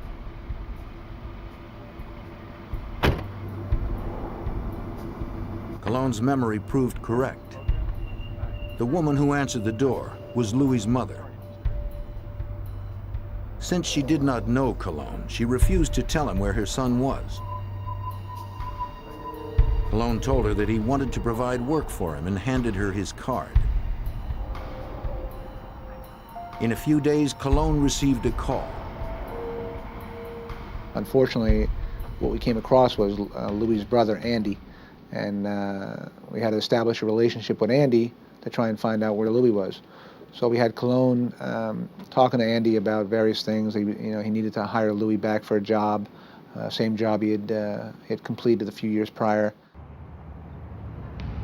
After about a month, Andy finally told Cologne that he could find his brother, Roberto Rivera Lopez, in Los Angeles' county prison. Rivera, whose nickname was Louis, was serving time for possession of narcotics and would be out of jail in a few months. As a heroin junkie, he would need fast cash after his release and wanted to know more about Cologne's offer. Cologne laid the groundwork once again for this new job that he wanted Rivera to help him with. And the plan that we had set in motion was that there was a witness to the homicide in 1987, and that Louis needed to go back and take care of that witness. Near the end of 1992, Cologne met with the hitman for the first time in 5 years. With their conversation being monitored, the FBI informant slowly drew Louis Rivera in, detailing a new murder plot. If the FBI ever hoped to get the hitman confessing on tape, it had to be now. His release date on the charge he was incarcerated for was, I believe, January 17th of '93. We were running up against the clock. And one of our concerns was that, we had laid the groundwork for Cologne and Rivera, that when Rivera got out, he was supposed to contact Cologne to go and kill this witness. Agents' worries were laid to rest. On Christmas Eve 1992, Rivera described his role in the murder of Nick Denoya. At 3:30 p.m. on April 7th, 1987, Louis arrived on the 15th floor of Denoya's building disguised as a messenger. The place was empty except for one man in the outer office.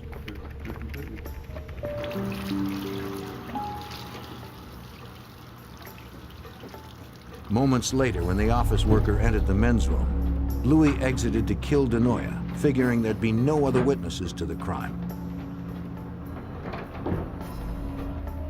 He found the producer at his desk, pulled out a 9mm semi-automatic, and fired from 3 feet away. The FBI had it all on tape. Ray Cologne had fulfilled half of his agreement with the FBI to receive sentencing consideration on his charge of conspiracy to commit murder. The other half hinged on his ability to secure a taped confession from the man who had ordered Denoya's murder, his longtime friend, Steve Banerjee. So far, more than a year after his arrest, Cologne had been unable to do that.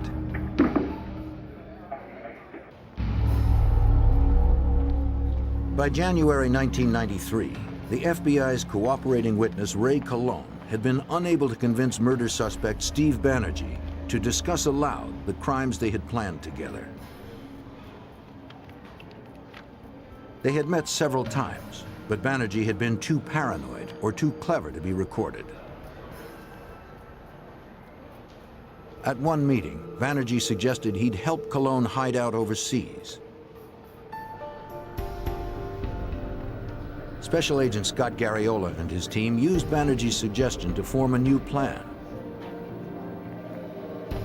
Perhaps Banerjee could be lured overseas to talk to Cologne on foreign soil. I don't think it was too difficult on Banerjee's part to accept the fact that Cologne was going to go overseas. I mean, he wanted to be rid of Cologne. He knew Cologne was the only person that could tie him into these various crimes dating back to 1979. Since Cologne was still on Banerjee's payroll, agents believed it was likely that he would visit Cologne in person to be certain that Cologne had what he needed for an extended stay. Banerjee wanted Cologne out of his life permanently. The FBI selected Rome as their destination, since Italy's laws and police force are well adapted to surveillance investigations. Agents made extensive preparations before they arrived. We acquired a phony United States passport for Cologne in an alias name, which you would expect someone who's on the run, a fugitive in another country, to have some kind of phony documentation. So we acquired that. We also entered Cologne into the nationwide crime computer as a fugitive. So in the event Banerjee had some kind of private investigator or someone check the computer, it would show that there was a warrant out for Cologne's arrest because he was now a fugitive. With the cooperation of the Italian authorities, the FBI secured an apartment for Cologne in Rome that was wired for recording. When everyone was assembled, Cologne placed a call to Banerjee in California. The East Indian murder suspect understood that Cologne would use the code name Mr. Underwood when he called. Yeah. Hey, this is Mr. Underwood. How you doing, Steve? So when can you come and discuss the particulars? I cannot go to Italy, but I can go to Switzerland. How about Zurich? Can you come to Zurich? No, that's impossible. Why can't you go to Italy? I know this. Huh? It takes a month to get it. There was a problem with Banerjee coming to Rome since he was not a United States citizen. He claimed he was not able to obtain a visa in time to enter Italy, and he wanted initially to meet us up by the Italian-Swiss border. Banerjee finally agreed to meet Cologne in Zurich, Switzerland. The FBI had only a short time to make the new arrangements. It was quite a challenge to get everything accomplished. Basically, this was a Friday, I believe, and it was basically one day since no one worked on a weekend back in the States. We had to get everything, all the necessary approvals for the travel, the country clearance. We had to get the U.S. Attorney's Office to contact, through a mutual legal assistance treaty, contact their counterparts in Switzerland to get the authority, the legal authority to do the consensual recordings. It was quite arduous, to say the least. We will take Despite the brief turnaround time, the FBI and Swiss authorities would be ready. across towards the main door. The plan was to wire Cologne for a meeting in the hotel lobby. Afterwards, the informant would suggest continuing the meeting in his hotel room, which would be equipped with audio and video devices planted by a special unit of the Swiss police. The bar. Two adjoining rooms were booked in a downtown Zurich hotel.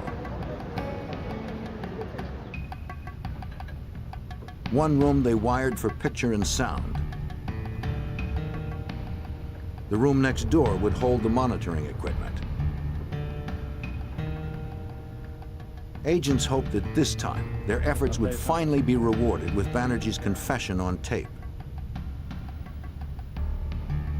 From the time of his arrival at the Zurich airport, Steve Banerjee would be under constant police surveillance. The plan was for Cologne to call Banerjee and arrange a meeting in another hotel late in the afternoon.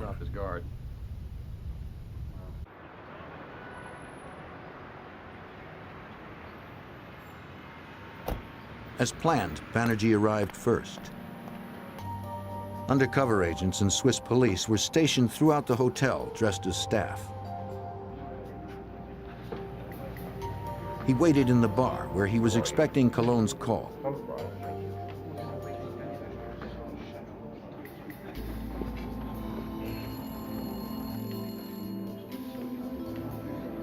On cue, the phone rang. Cologne was on his way. This was the FBI's best chance to get the recording they had long awaited. To be sure Banerjee's voice was taped clearly, they hid the wire inside Cologne's outermost layer of clothing, his coat. But Cologne seemed nervous and removed his coat when he arrived. As a result, investigators could no longer hear the conversation. Years of pursuit hung in the balance. It seemed unlikely that Banerjee would agree to meet Cologne again anytime soon. We had ourselves a major problem. So what I initially did was, since I was monitoring the conversation from the outside, I went into the doorway of the restaurant, and hopefully in Cologne's line of eyesight, and I took my jacket off a couple of times, hoping he would get the idea to put his jacket on. Nobody's going to come back at us. Okay. The receptionist. But the agent couldn't get Cologne's attention. Testimony isn't going anywhere. The informant was apparently too nervous to look anywhere except directly at Banerjee. The Swiss police, they came to our rescue. They went in there and they closed the whole restaurant down. They went in and talked to the owner, the manager of the restaurant, said, "Hey, we got a little problem. We need to shut this restaurant down." Fortunately, there weren't too many customers in there, and basically they closed the restaurant down, which forced Cologne and Banerjee to leave the restaurant. After moving to a noisier bar in the hotel, Cologne suggested they'd be more comfortable relaxing in the room where Cologne was staying. Cologne arrived first.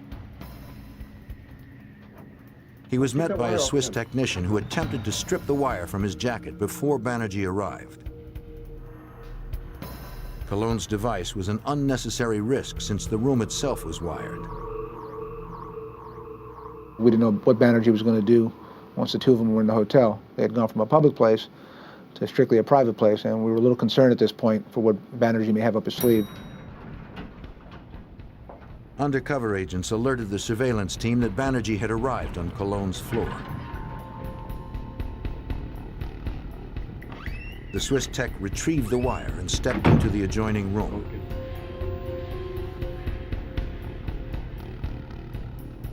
Cologne barely had time to pour himself a drink before there was a knock on the door.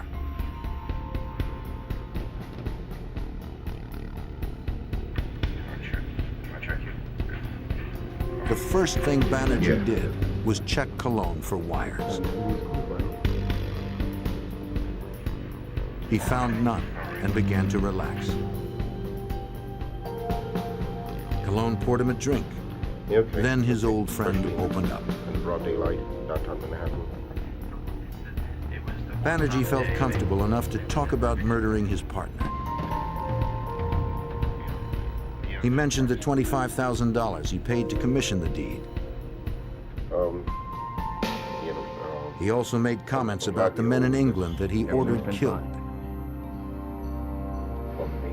He even talked to Cologne about the arsons he had paid for back in 1979. After 5.5 years and 6,000 miles from the crime scene, the FBI's perseverance had finally paid off. At last, they had it all on tape, and Cologne earned himself an early parole. That was the coup de grace right there. That was it. We got exactly what we needed. We pretty much corroborated Cologne, down to every I, dotted I, and every T that Cologne had told us. On September 2nd, 1993, outside his Chippendales club in Los Angeles, Steve Banerjee was arrested for racketeering and first-degree murder. Facing life in prison, Banerjee's defense team offered the state's attorneys terms for an agreement. Banerjee would plead guilty to the charges and forfeit his interest in Chippendales for consideration in sentencing. New York State accepted, suggesting 26 years in a maximum security facility. But to Banerjee, the punishment was too severe. On the day of his sentencing in October 1994, he was found hanged in his cell. Michael Geddes, the New York City detective who investigated Nick Denoya's murder 6 years earlier, was glad to see the case closed. Ever since Steve Banerjee was arrested and Cologne confessed, what happened is I saw that Val Denoya, the brother, and his wife actually change. You could see the peace in their face. You could see the smile coming back into their life. Steve Banerjee had immigrated to the United States to fulfill his dreams of success. Blinded by his pursuit, he confused power and the accumulation of wealth with the American dream. organized crime tore through the suburbs of Chicago, leaving violence and corruption in its wake. Prominent officials were seduced by greed and power, doing whatever was necessary to protect their interests. Everyone was on the take. FBI search It would fall on the FBI to weed out the corruption and to find the killer of an innocent woman.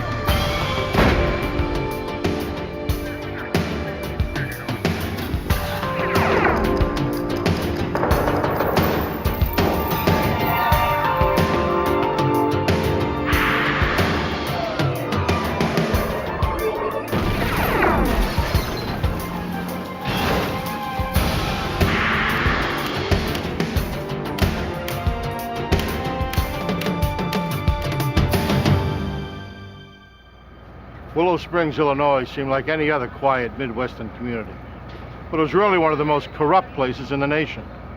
This tiny village nestled just outside of Chicago was in the hip pocket of organized crime. I'm Jim Kallstrom, former head of the FBI's New York office. It was only a matter of time before corruption led to assassination and conspiracy. To end it required a federal sting operation of astounding complexity.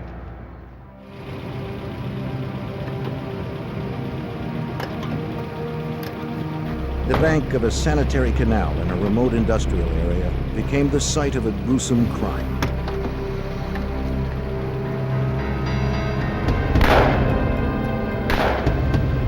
The killers were quick and thorough. Nearby, 2 police officers were out on night patrol. When they heard the shots fired, they became alarmed.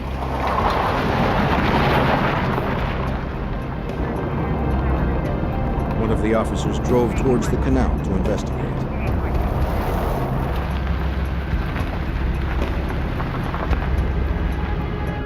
He found nothing as he searched the desolate area.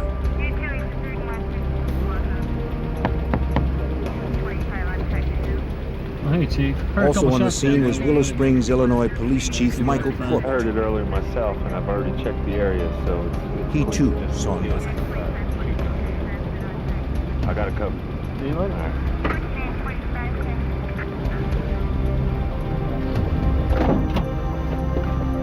The following day, a prominent local attorney called police to report that his wife was missing.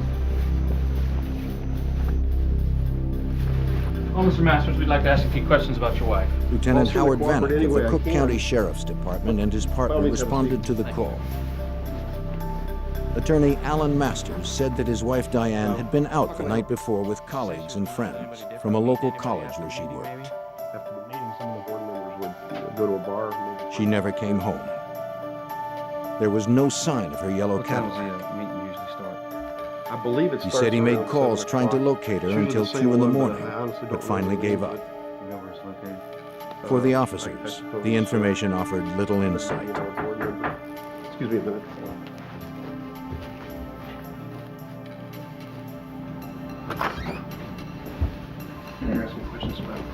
Lieutenant James Keating of the Cook County Sheriff's Department joined the officers. Yeah, by all means, you can sit down. Sir, we were just asking Mr. Masters questions about his wife's disappearance. He asked Masters if he could have a look around the Be house. happy to. Sure. Yeah, by all Masters means. agreed. No, not at He all. had nothing to hide. Have a seat. The officers continued their questioning. Anything else you can tell us?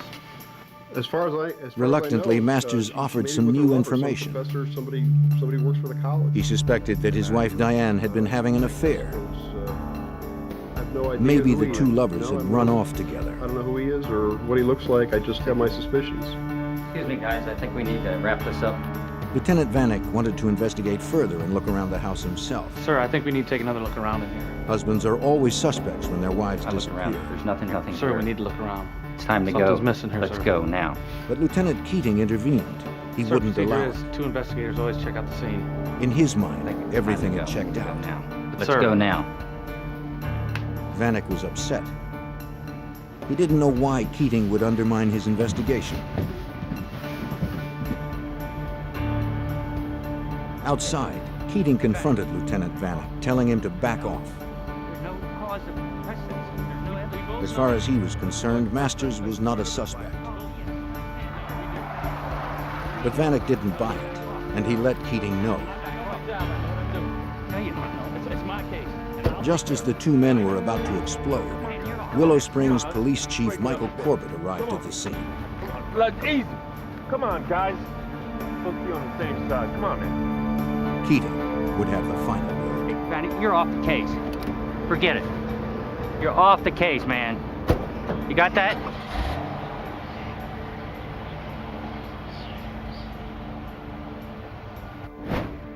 The question still remained. Where was Diane Masters? Her disappearance grabbed the media's attention. And Diane, if you would, please come to She had been very active in the local community. Diane had worked hard to help open a shelter for battered women. She was also involved in local politics and sat on the board of the Moraine Valley Community also, College. Like to present Diane with this plaque to show She her did how not much we appear to thank have any her for all enemies. the hard work and her dedication in opening this crisis center, something that is needed desperately in this community. But investigators began uncovering other details. It was reported by Diane's friends that her husband was controlling and abusive, and that Diane was planning to file for divorce. Assistant U.S. Attorney Tom Scorza followed the case. We were pretty certain that what had happened here was that Diane and Alan had a regular marital dispute, sort of ordinary dispute, but that it had escalated into something much worse. Go ahead and send him in. Scorza's investigation soon revealed that Alan Masters was more than just a bad husband. Hey, Al, how you doing? It was rumored that Alan Masters had bribed local officials and police officers to secure favorable outcomes for his clients. How'd it go? Very well. Very well. Nothing to worry This about at corruption all. extended right to the top of law enforcement. Allegedly, Masters frequently enlisted the help of Chief Corbett. If I don't hear about this anymore, it'll be worth every penny.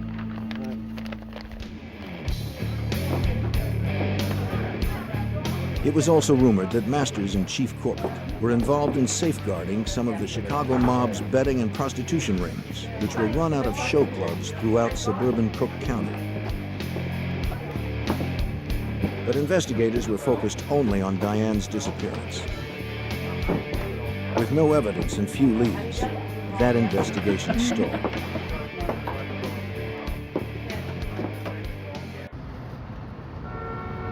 Unaware of Alan Masters or his wife's disappearance, the FBI had already begun an independent investigation into the mob-controlled rackets of the Chicago area.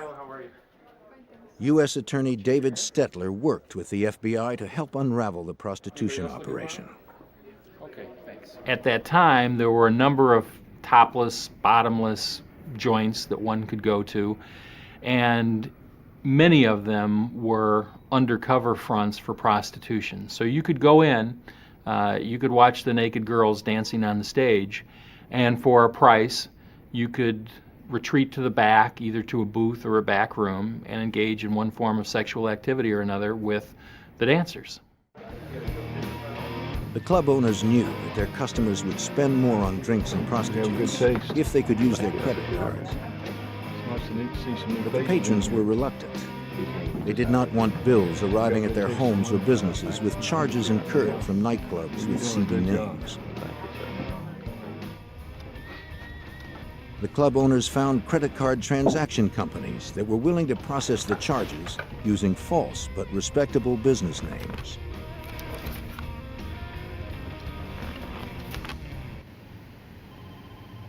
Special Agent Ivan Harris of the FBI's Chicago field office was assigned to help bring down the illegal businesses.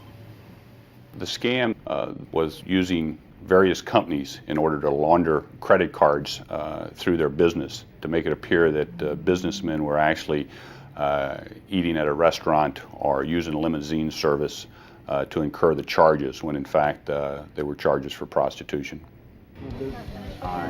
Larry Wright was one of the credit card transaction company owners. Wright would pick up the week's transactions from the clubs and process them through his company, National Credit Service, or NCS. Really working well. One of his clients was a club owner named Joseph Marin, whose club was a front for a mob-controlled prostitution house.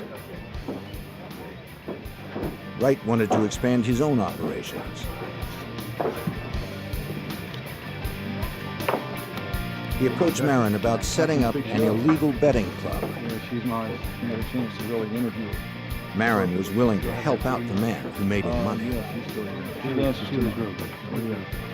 Wright would first need to pay protection money to local police in order not to be exposed and arrested. You feel pretty confident, Bill? Marin was the man who could arrange that protection. Wright was more than willing to pay. All right. Okay.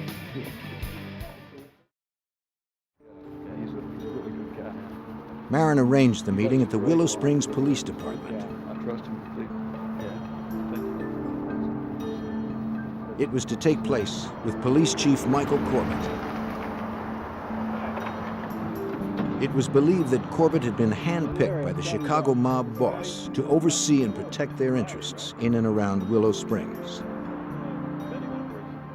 The word on the street, of course, was that no one could do anything in Willow Springs without the permission of the Chief of Police, Mike Corbett. The message also was, from virtually anyone you would talk to, that he was so powerful, that he was so well connected, that nothing could ever be done about him. I just want to make sure I don't get any unexpected visits. Corbett agreed to help Larry Wright set up the new betting operation for a price. Not quite yet. In return, Corbett assured him he wouldn't get any heat from his officers. All right. Larry Wright was well on his way. He returned to his office at National Credit Service, operated out of a nondescript office park location. Wright worked with two other staff members. Doing great. Larry, great. But these were not ordinary employees. NCS was not just a credit card transaction service for illegal activities. It was a front for the FBI. Larry Wright was actually undercover special agent Larry Damron. And he and the FBI were using NCS to work their way into the heart of the corruption in Willow Springs.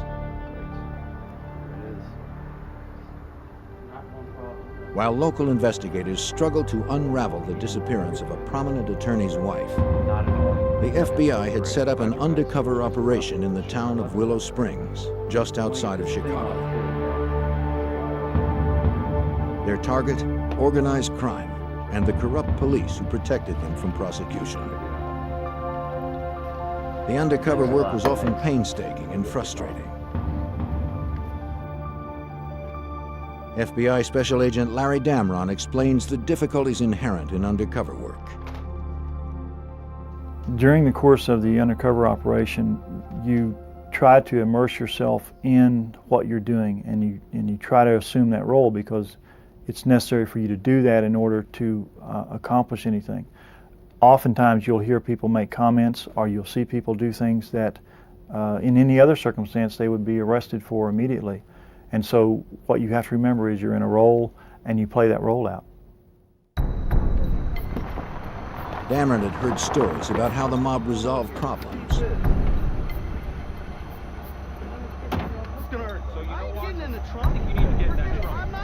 They were swift and violent, and their signature was unmistakable.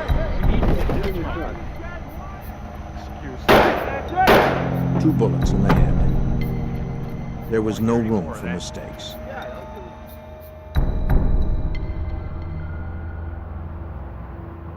Victor Spilatro, a player in Chicago's organized crime, approached Damron at NCS. Though Victor himself wielded little power, his brothers held tremendous influence within the mob's hierarchy. Damron was starting to move into the center of the violent Chicago underworld. The Spilatros were one of the best-known names of mobsters in Chicago. The older brother, Tony, was the boss in Las Vegas. He represented the Chicago outfit for their interests in Las Vegas. Had been a prominent figure and had been widely mentioned in the paper as having been involved in murders and extortions and things like that.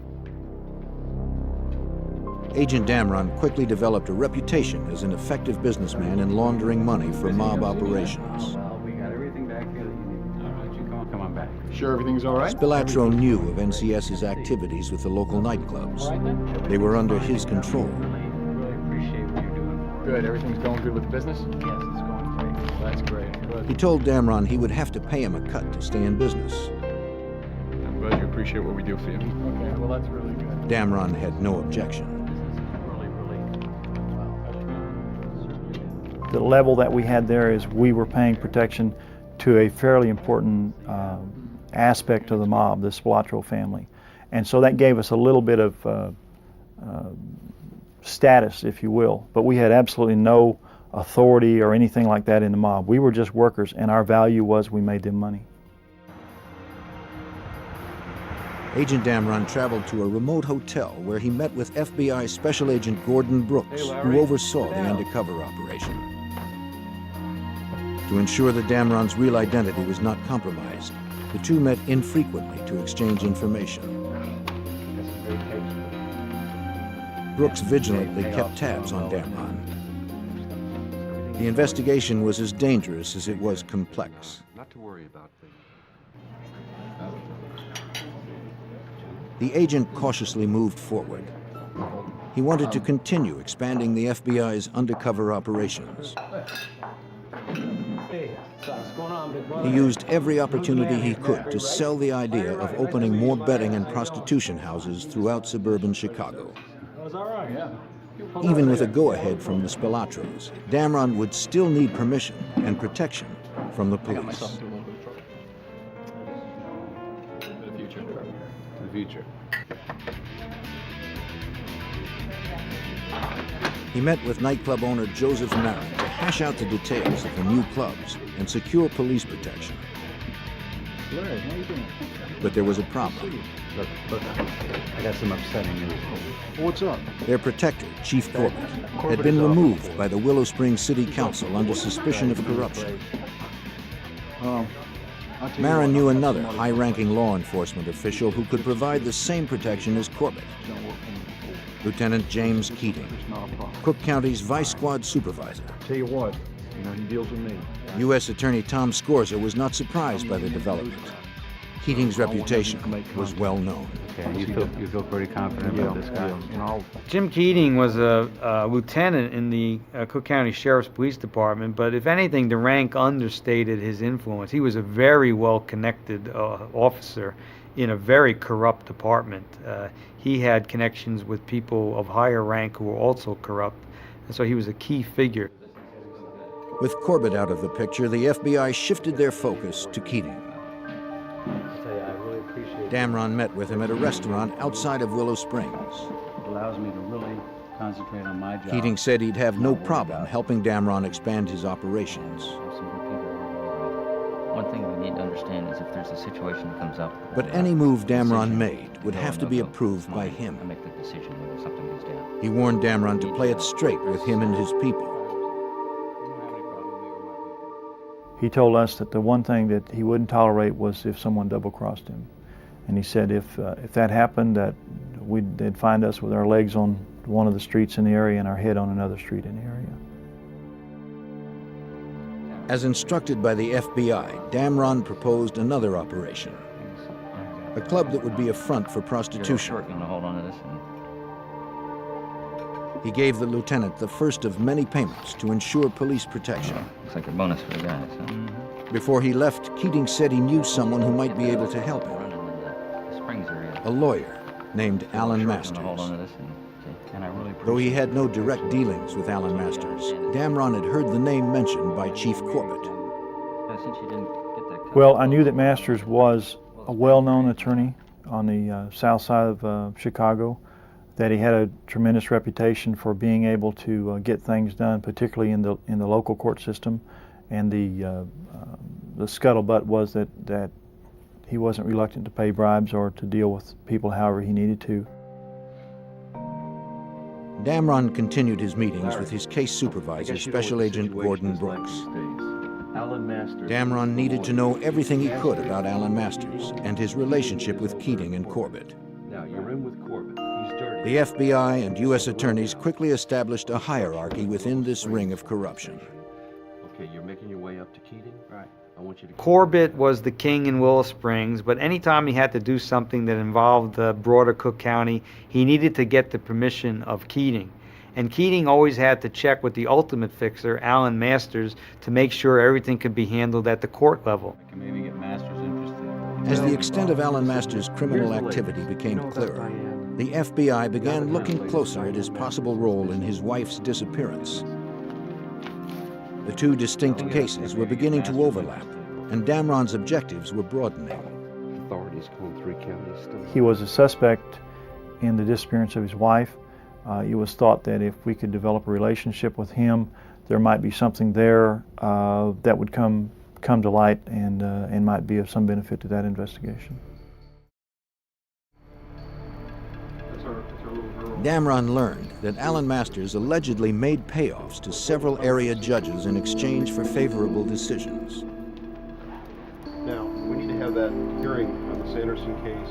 It needs to go our way. Do we have an understanding on that, Judge? Agents speculated that Diane might have witnessed her husband's illegal activity and threatened to expose him. I think we can come to terms with that. Right this way, sir. Now trying to elicit information about Diane's disappearance, Damron continued his efforts to make inroads into the corruption around Willow Springs. He met with Keating several weeks later to follow up on his plan to open a show club. A good manager lined up. Oh, I've got Again, Keating mentioned that his friend Alan Masters could help. Can take care of that. He's a real fixer. Damron took the opportunity to bring up Alan's wife. Keating said little, but then added an unusual comment. The same plan we had with the other one. Probably heard him, seen him. We talked about Masters' wife turning up missing, and Keating said, well, she turned up missing like the day before the divorce was going to be filed. That was convenient, wasn't it? It was convenient. And chuckled about what a good circumstance that was. Damron was cautious not to probe too far, fearing that Keating might grow suspicious. You've known this fellow for a long time? Yeah. You've known him for a while. I've worked with him before. Sure, he can do. As the meeting ended, Keating handed over Alan Masters' phone number, saying the lawyer was expecting his You call. won't be implicated. I just need them each lined up. I'm going with the same. He proceeded to set up the meeting with Alan Masters. Hello? Mr. Masters, how are you? This is Larry Wright speaking. The attorney agreed to help push through all the necessary permits and legal documents, which meant bribing officials and securing protection. Yeah, we've been working pretty hard on it for a while now. Well, someone I think it'd be a pretty Masters good suggested location. they get together. Talking about, The meeting was set for the following week, Monday, December 13th. Okay, I'll look forward to meeting you then. I think we can maybe do some business. Okay, thanks. Bye.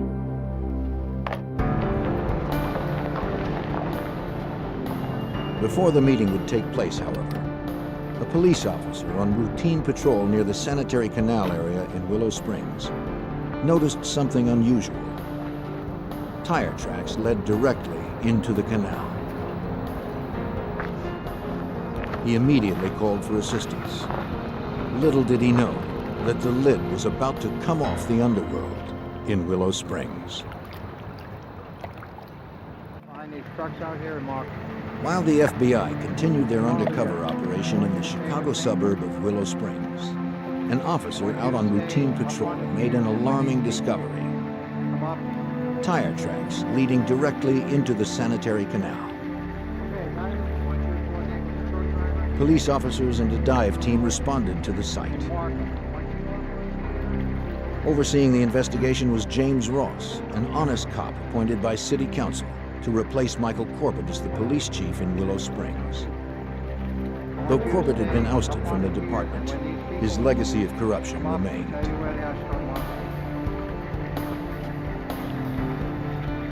Below the surface, divers found a virtual underwater parking lot.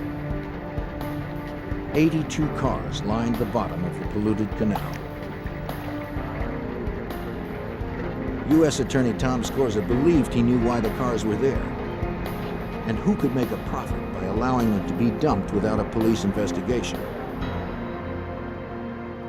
Those are known as insurance give-ups, people who want to collect money on their car when the car is not worth very much anymore will find a way of losing the car and then reporting it stolen and collect the insurance. My belief was that Corbett had been the approver of all of the dumping of the cars in the Willow Springs Canal. By nighttime, a third car had been dredged up, a yellow Cadillac. The license plate on the vehicle, DGM-19, was well known in Willow Springs. It was the tag registered to Diane Masters. Lieutenant Keating of the Cook County Sheriff's Department arrived at the scene.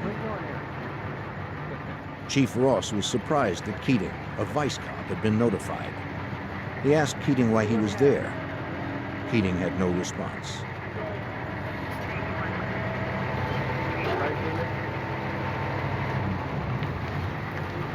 Officers continued examining the Cadillac. When they pried open the trunk, they discovered a decomposed body.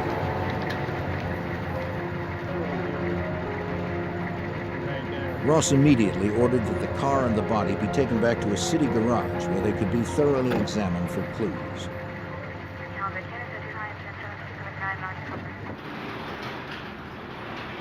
The decision not to use the police garage was well reasoned. Chief Ross knew this case potentially had far-reaching implications, and he couldn't trust his own officers. The fewer people nosing around, the better.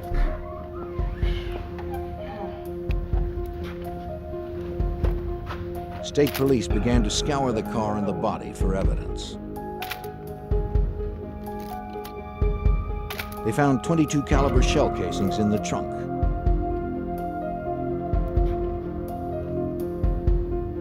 The keys were still in the ignition.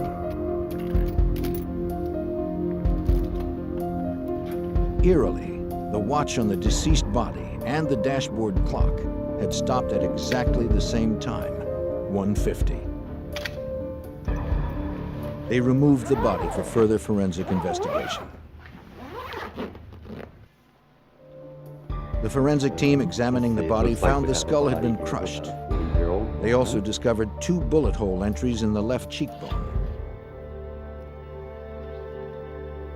The bullet fragments inside the skull were removed and sent off to the FBI lab for ballistic evaluation.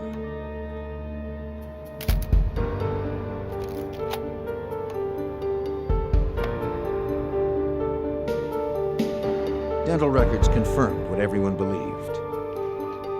The body found in the trunk was Diane Masters. The 9-month investigation into Diane's disappearance was now a homicide investigation. Come on in.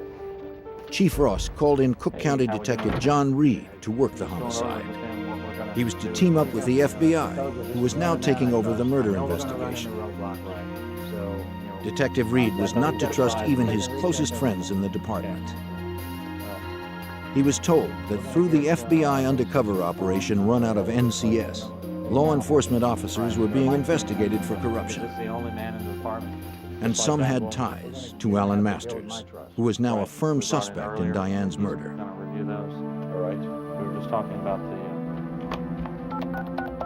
As Agent Harris and Detective Reed initiated their murder investigation, Agent Damron continued his undercover operation. Today to set up a time and place for our meeting. He called Alan Masters to confirm their meeting to set up the show club. I'm jammed. I expect to be in court all day tomorrow. I'm sorry. Well, Masters was evasive and next seemed week's distracted. Okay too, if that's okay with you. Maybe we can work something out then. Just give me some time. He canceled the meeting. Okay, thanks, Mr. Wright.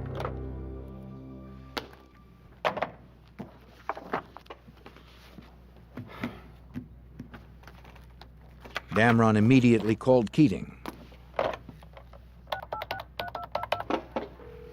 With the conversation being recorded by the FBI, he hoped Keating would explain why Masters was being evasive. No, I was wondering if you had any information on that. As I said, he's pretty busy. How about if you give me a call in 3 or 4 weeks? But Keating was cryptic. Maybe we can work something out then. He instructed Damron not to bother Masters. He had too many problems to deal with. Okay, bye.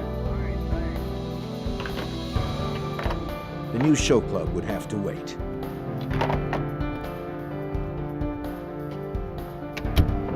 What do you got for me? Here are the transcripts. Damron met with Agent Brooks. Masters and Keating both appeared nervous since Diane's body had been discovered.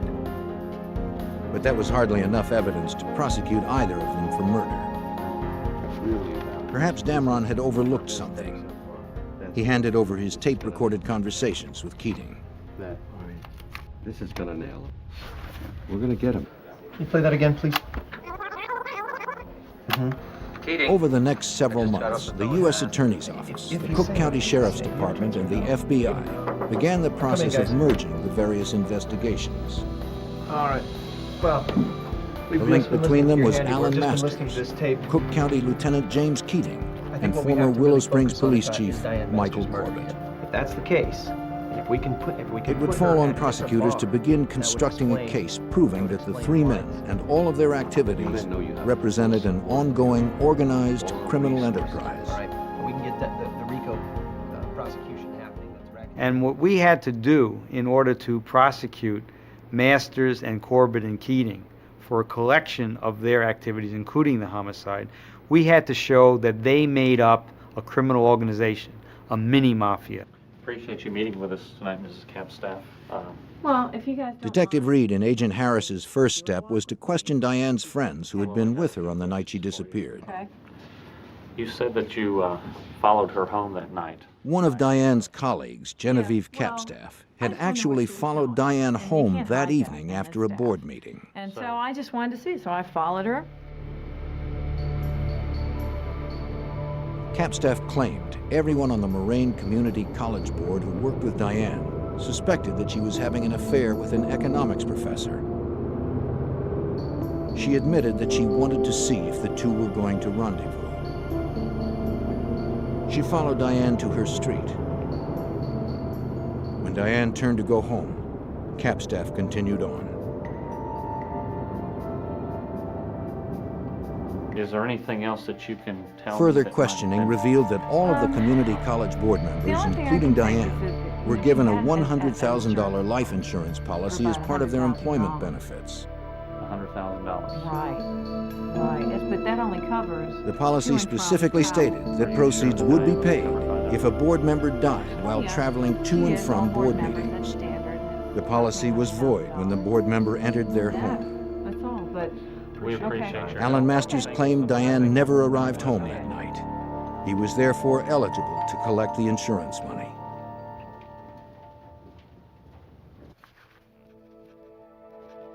Several months before Diane's body was discovered in the trunk of her car, Masters filed a claim with the insurance company. After filling out all the paperwork, he sent it off. Though Diane's fate at that time was unclear, Masters had a judge declare her legally dead. As a result, he was about to receive $100,000. Alan Masters was fast becoming the FBI's prime suspect in the murder of his wife, Diane. Shortly after her body was discovered, investigators learned that he had filed a claim with his wife's insurance company. Within a few months, 2 checks appeared in the amount of $50,000 each. If federal agents and prosecutors could prove Masters was responsible for his wife's death and that he profited from it, it would be one more element that showed that he and his accomplices were involved in an ongoing criminal enterprise. Homicide in a federal racketeering case carries much more jail time than a state charge. As the investigation began to take on a clearer focus, FBI agents working the undercover case received bad news. Listen, we're gonna have to move rather quickly on this. The Washington Post had gotten word of the operation. Listen, we're having a bit of a problem. We're almost at the point where we can really make some impact. The Post gave the FBI 3 weeks to wrap it up before running the story. We have some have to be closed down. Is that right? Yeah, something like that. All 16. Agents had no choice but to quickly bring their undercover operations to a close. Here, so please do me a favor. For U.S. Attorney David Stetler, the timing couldn't have been better. All right. The project had run its course, and the bulk of the information anybody was ever going to get had been retrieved, and to make the operation go on longer would have resulted in additional evidence, but it also would have resulted in the evidence that had been gathered becoming more and more stale.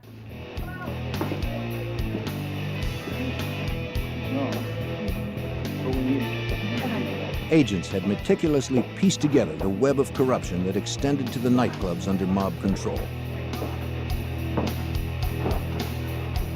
Now it was time to shut them down. Yo, FBI, open the door. Open the door. The FBI hit all of the clubs on the same night with massive force. Several hundred officers and agents raided over a dozen clubs throughout Cook County, including those in Willow Springs. Stay right here. Go on in, Pro. Stay right here. Sit tight. We haven't done anything. All right, hands behind your back. This ain't helping anything. Shut up. Inside the clubs, federal agents were able to collect volumes of incriminating evidence.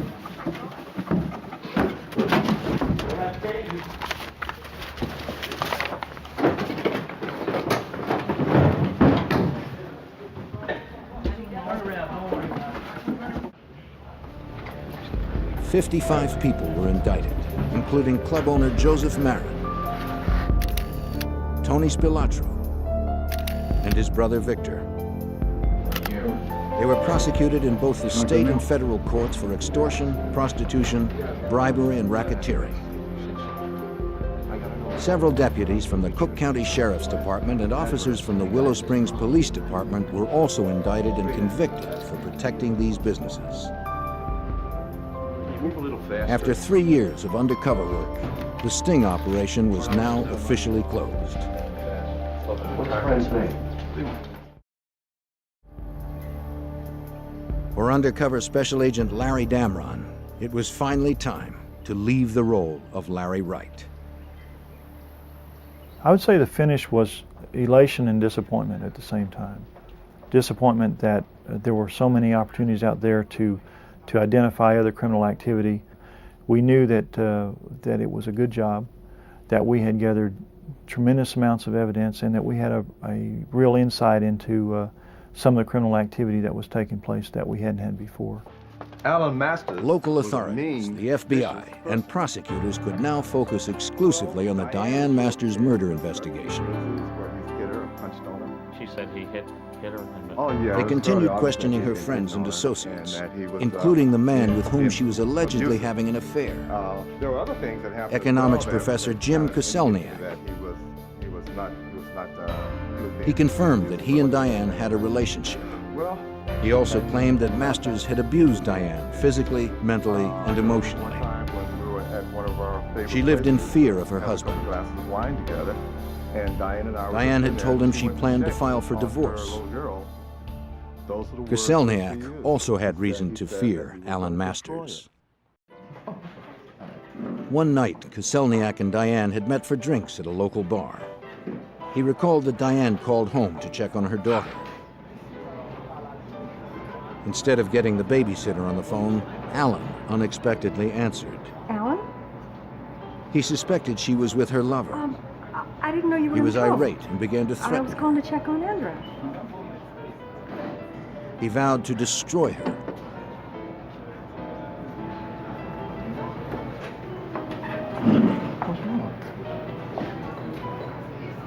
Koselniak said Diane returned from the phone call and was very upset. He went to the bar for more drinks. There, a man suddenly confronted him and began firing off a series of questions. Yes, I did. The man never identified himself. 10, 12 years. What's your name? He asked Koselniak's name and where he worked. Koselniak. Koselniak. Though the man said little else, Koselniak felt he had just received a threat. Stay away from Diane.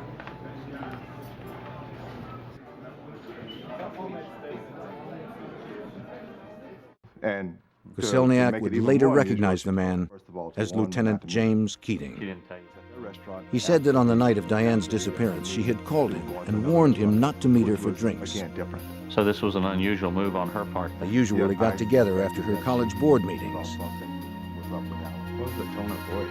Lately, she had been troubled by Alan's behavior.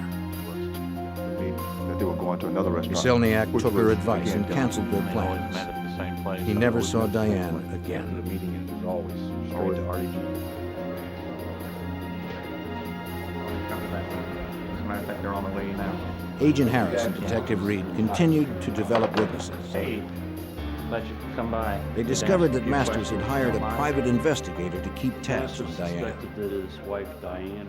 We subsequently developed a cooperating individual named Ted Nakaza, who was a private investigator with Alan Masters. Masters had requested Ted Nakaza to place a bug on his home telephone number because he suspected his wife Diane was having an affair. I got a few tapes. Hey, what do you guys got for me? Nakaza told investigators the bug was successful in exposing Diane and Koselniak's affair. Good news. Ted Nikaza played back a telephone conversation, captured on tape, where Diane was talking in a highly sexual way with the boyfriend, Jim Koselniak. According to Nikaza, after playing the tape, Alan Masters declared his intention to kill Diane and to get Keating to make it look like an accident. Alan Masters wanted his wife murdered, and he had the resources to get away with it. You gotta stay cool. The FBI and local authorities continued to uncover evidence against Alan Masters and his associates that pointed towards a conspiracy to murder Alan's wife, Diane. Through a private investigator hired by Alan Masters, Diane's affair had been exposed. His wife was cheating. Alan's Masters rage had was all out of the control. tapes. Yes. But investigators had no hard evidence to charge him with murder. After an exhaustive 5-year investigation, that was about to change. He intended to have Diane killed. They uncovered a Cook County Sheriff's deputy who was willing to talk. Agent Harris. Deputy Jack Bachman had startling information. Keating brought me into his Bachman office. had been too afraid of the consequences of coming forward on his own. Did he say any more? He claimed that he had been approached to kill Diane. The offer had come through Lieutenant James Keating. Bachman had a series of conversations with Keating, and ultimately Keating asked Bachman if Bachman would be interested in the job of actually stalking and killing Diane Masters. Bachman said Keating offered him $25,000 to carry out the hit. And, Michael Corbett, the chief of police, had already agreed to dispose of the body. Bachman declined the offer. No, sir, I'm sorry. I can't get involved in anything like that. No, no, sir. Through Keating, Masters had clearly solicited a straight murder. about this meeting we just had, and Well, no, but he did offer me $25,000. This was one of the final pieces prosecutor Scorza needed to bring an indictment. He said he wanted to eliminate her. I said, what do you mean by What we were able to show is that when Alan Masters decided to kill his wife, he simply was able to turn to the two police officers that he'd already been working with on corrupt activities and criminal activities. And that made the homicide and the planning of it and the solicitation of it, it made it an activity of the criminal enterprise. The pieces had finally come together. And Diane Masters decided Investigators put together a likely scenario of Diane Masters' murder. She said she heard something. Alan Masters had found a hitman to kill Diane and her boyfriend when they met for the usual drinks after her college board meeting. However, Diane didn't meet with Koselniak that evening.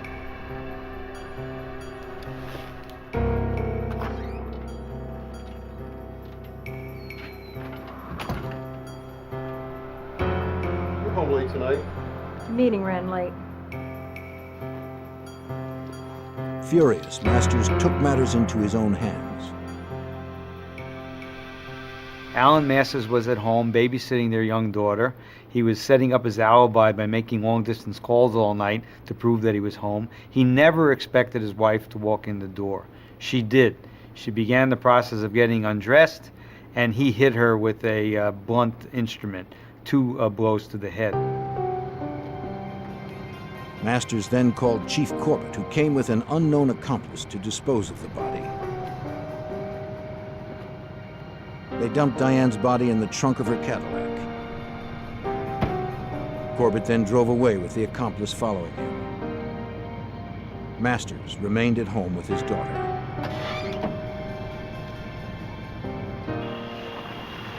They drove to the remote sanitary canal.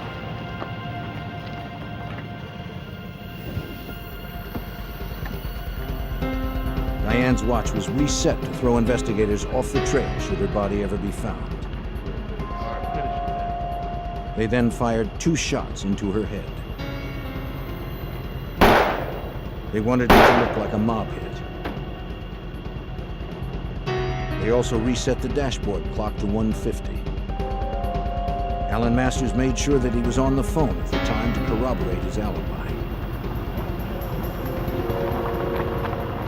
Corbett and the accomplice dumped the Cadillac into the canal.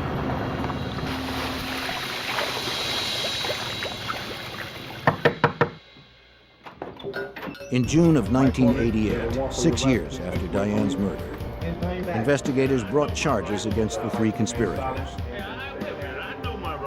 Former police chief Michael Corbett was the first arrested on federal charges of racketeering, bribery, and conspiracy to solicit and cover up the murder of Diane Masters. Special Agent Ivan Harris tried to elicit a confession.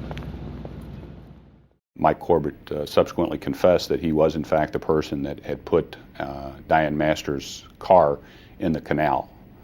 He disavowed any knowledge, knowing that she was in the trunk of the car at that time.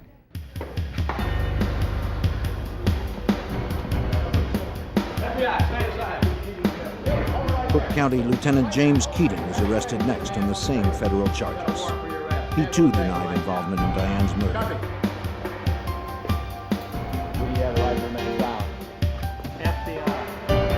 And finally, Alan Masters. In addition to racketeering and bribery, the indictment against Alan Masters charged that he planned, solicited, and aided and abetted the murder of his wife. If you wish one. Prosecutors would not have enough hard evidence to charge any of the conspirators with the actual murder of Diane. Prosecutor Tom Scorza was able to successfully tie all of their criminal activities together for the jury. Masters was convicted on all counts. Collecting the $100,000 insurance money after having his wife murdered also made him guilty of mail fraud. He received a total of 40 years, effectively to the end of his life. Former Chief Michael Corbett received 20 years. James Keating was convicted and sentenced to over 30 years. The Masters case was special in my experience because there was no one single piece of evidence proving guilt. What there were 1,000 little pieces that made a mosaic. That was made the case intriguing. It made it very difficult to present. It made it a challenge to present to the jury, but it made a terrific story because in the end the jury could see how one little piece from over here and one little piece from over there made a picture, and the picture was a plot among 3 fellows who had been involved in a lot of criminal activity to do their ultimate criminal act, murder Diane Masters. Watch yourself. The undercover investigation that Agent Damron oversaw, and the work of several other FBI agents, exposed a deeply rooted corruption throughout Cook County and brought it to its ultimate demise. By weeding out these pockets of corruption, the people living in the suburbs of Chicago no longer have to live with the lawlessness that threatened to destroy their community.